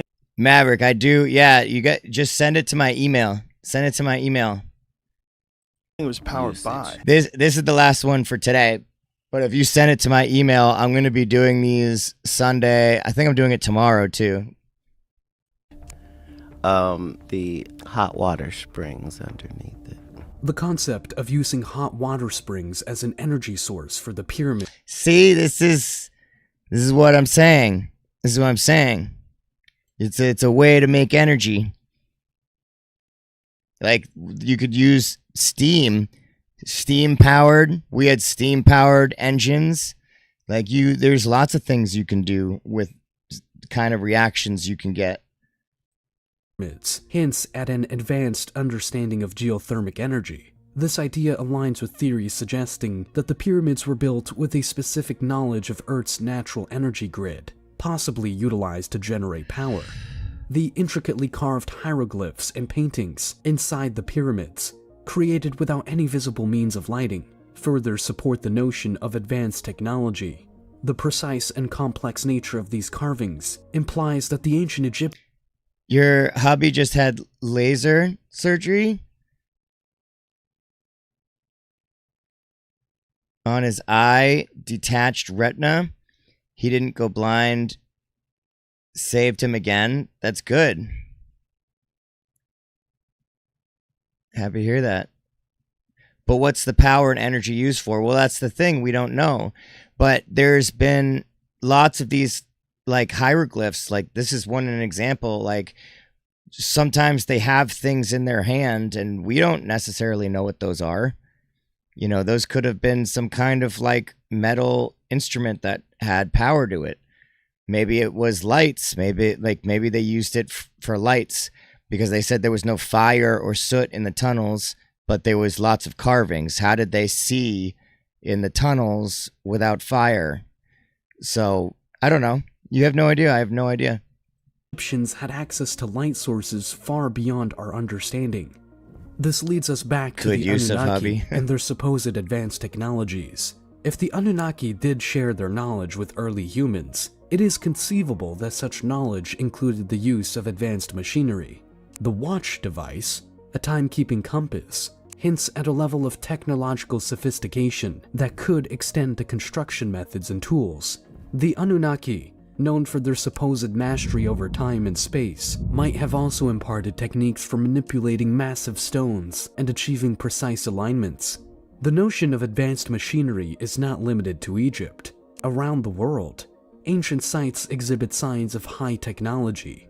The stone structures of Easter Island, the megalithic temples of Malta, and the intricate carvings of Angkor Wat all point to a global phenomenon. Could it be that a shared, advanced knowledge once existed, only to be lost or hidden over the millennia? It's so cool. These buildings are so cool, dude. Like, why did they build these like this? It's just so cool. Like, the amount of effort to build these buildings. These enigmatic sites, scattered across the globe, challenge the conventional understanding of our ancestors. And they all have to do with the stars. All of these buildings have to do it. They're all connected to the stars. All of them. Capabilities. Cat Williams' insights compels us to re-examine historical narratives. If slaves, weakened by harsh conditions, were not the primary builders, then who were? Skilled artisans and laborers with access to advanced knowledge and tools? Or perhaps a more enigmatic answer lies in the involvement of beings like the Anunnaki, whose influence and technologies remain a subject of speculation and wonder. Yeah, in aliens. conclusion, whether we're exploring the Anunnaki, the pyramids, or any of the countless ancient mysteries and hidden technologies, one thing is crystal clear. Everything stems from a deeper source. Sent Be it to the me? vast Alright, cool. expanse of the universe, or an intelligence beyond our comprehension. Something profound underlies our reality and breathes life into it all. I call this source God. Throughout history, across different cultures and civilizations, humanity has been in a relentless pursuit of something greater. This quest for understanding, inscribed in our very essence, unites us all. Ultimately, all these paths, no matter how diverse or ancient, lead us to the realization of God, the ultimate source of all knowledge and existence. The greatest trick is to make us believe that people back then were dumber and we're Right. smarter. Right. And that whole thing is a fallacy. Yeah, that's And definitely not real. No, they were smarter and we got dumber. That's what you were saying earlier. I love videos like that. I love Cat Williams. It's a good video. I've seen more in-depth ones than that, but to wrap it up at the end when they said it's about God, like we were just talking about how, you know, angels and aliens are, I mean, like it's all connected, right? It's all connected somehow. Like no matter how we label it or describe it, you know, all of us see things in the sky, right? Whether you see God in the sky, angels in the sky, demons in the sky, spirits in the sky, alien, like all the things, aliens, everything. You're labeling it. This is what this is, but we're all seeing the same stuff. We're all seeing stuff that you can't explain. Not in like a logical sense, at least. Not in like a human sense. It's just something that you see and you label it how you believe it should be labeled. But I'm pretty sure like most of us are talking about very similar things. Yeah, this is the last one. It's a good video. Thanks, guys. I'm going to sleep too. I'm probably doing this again tomorrow. It was fun. Hope you guys are having a great weekend. Great Monday tomorrow.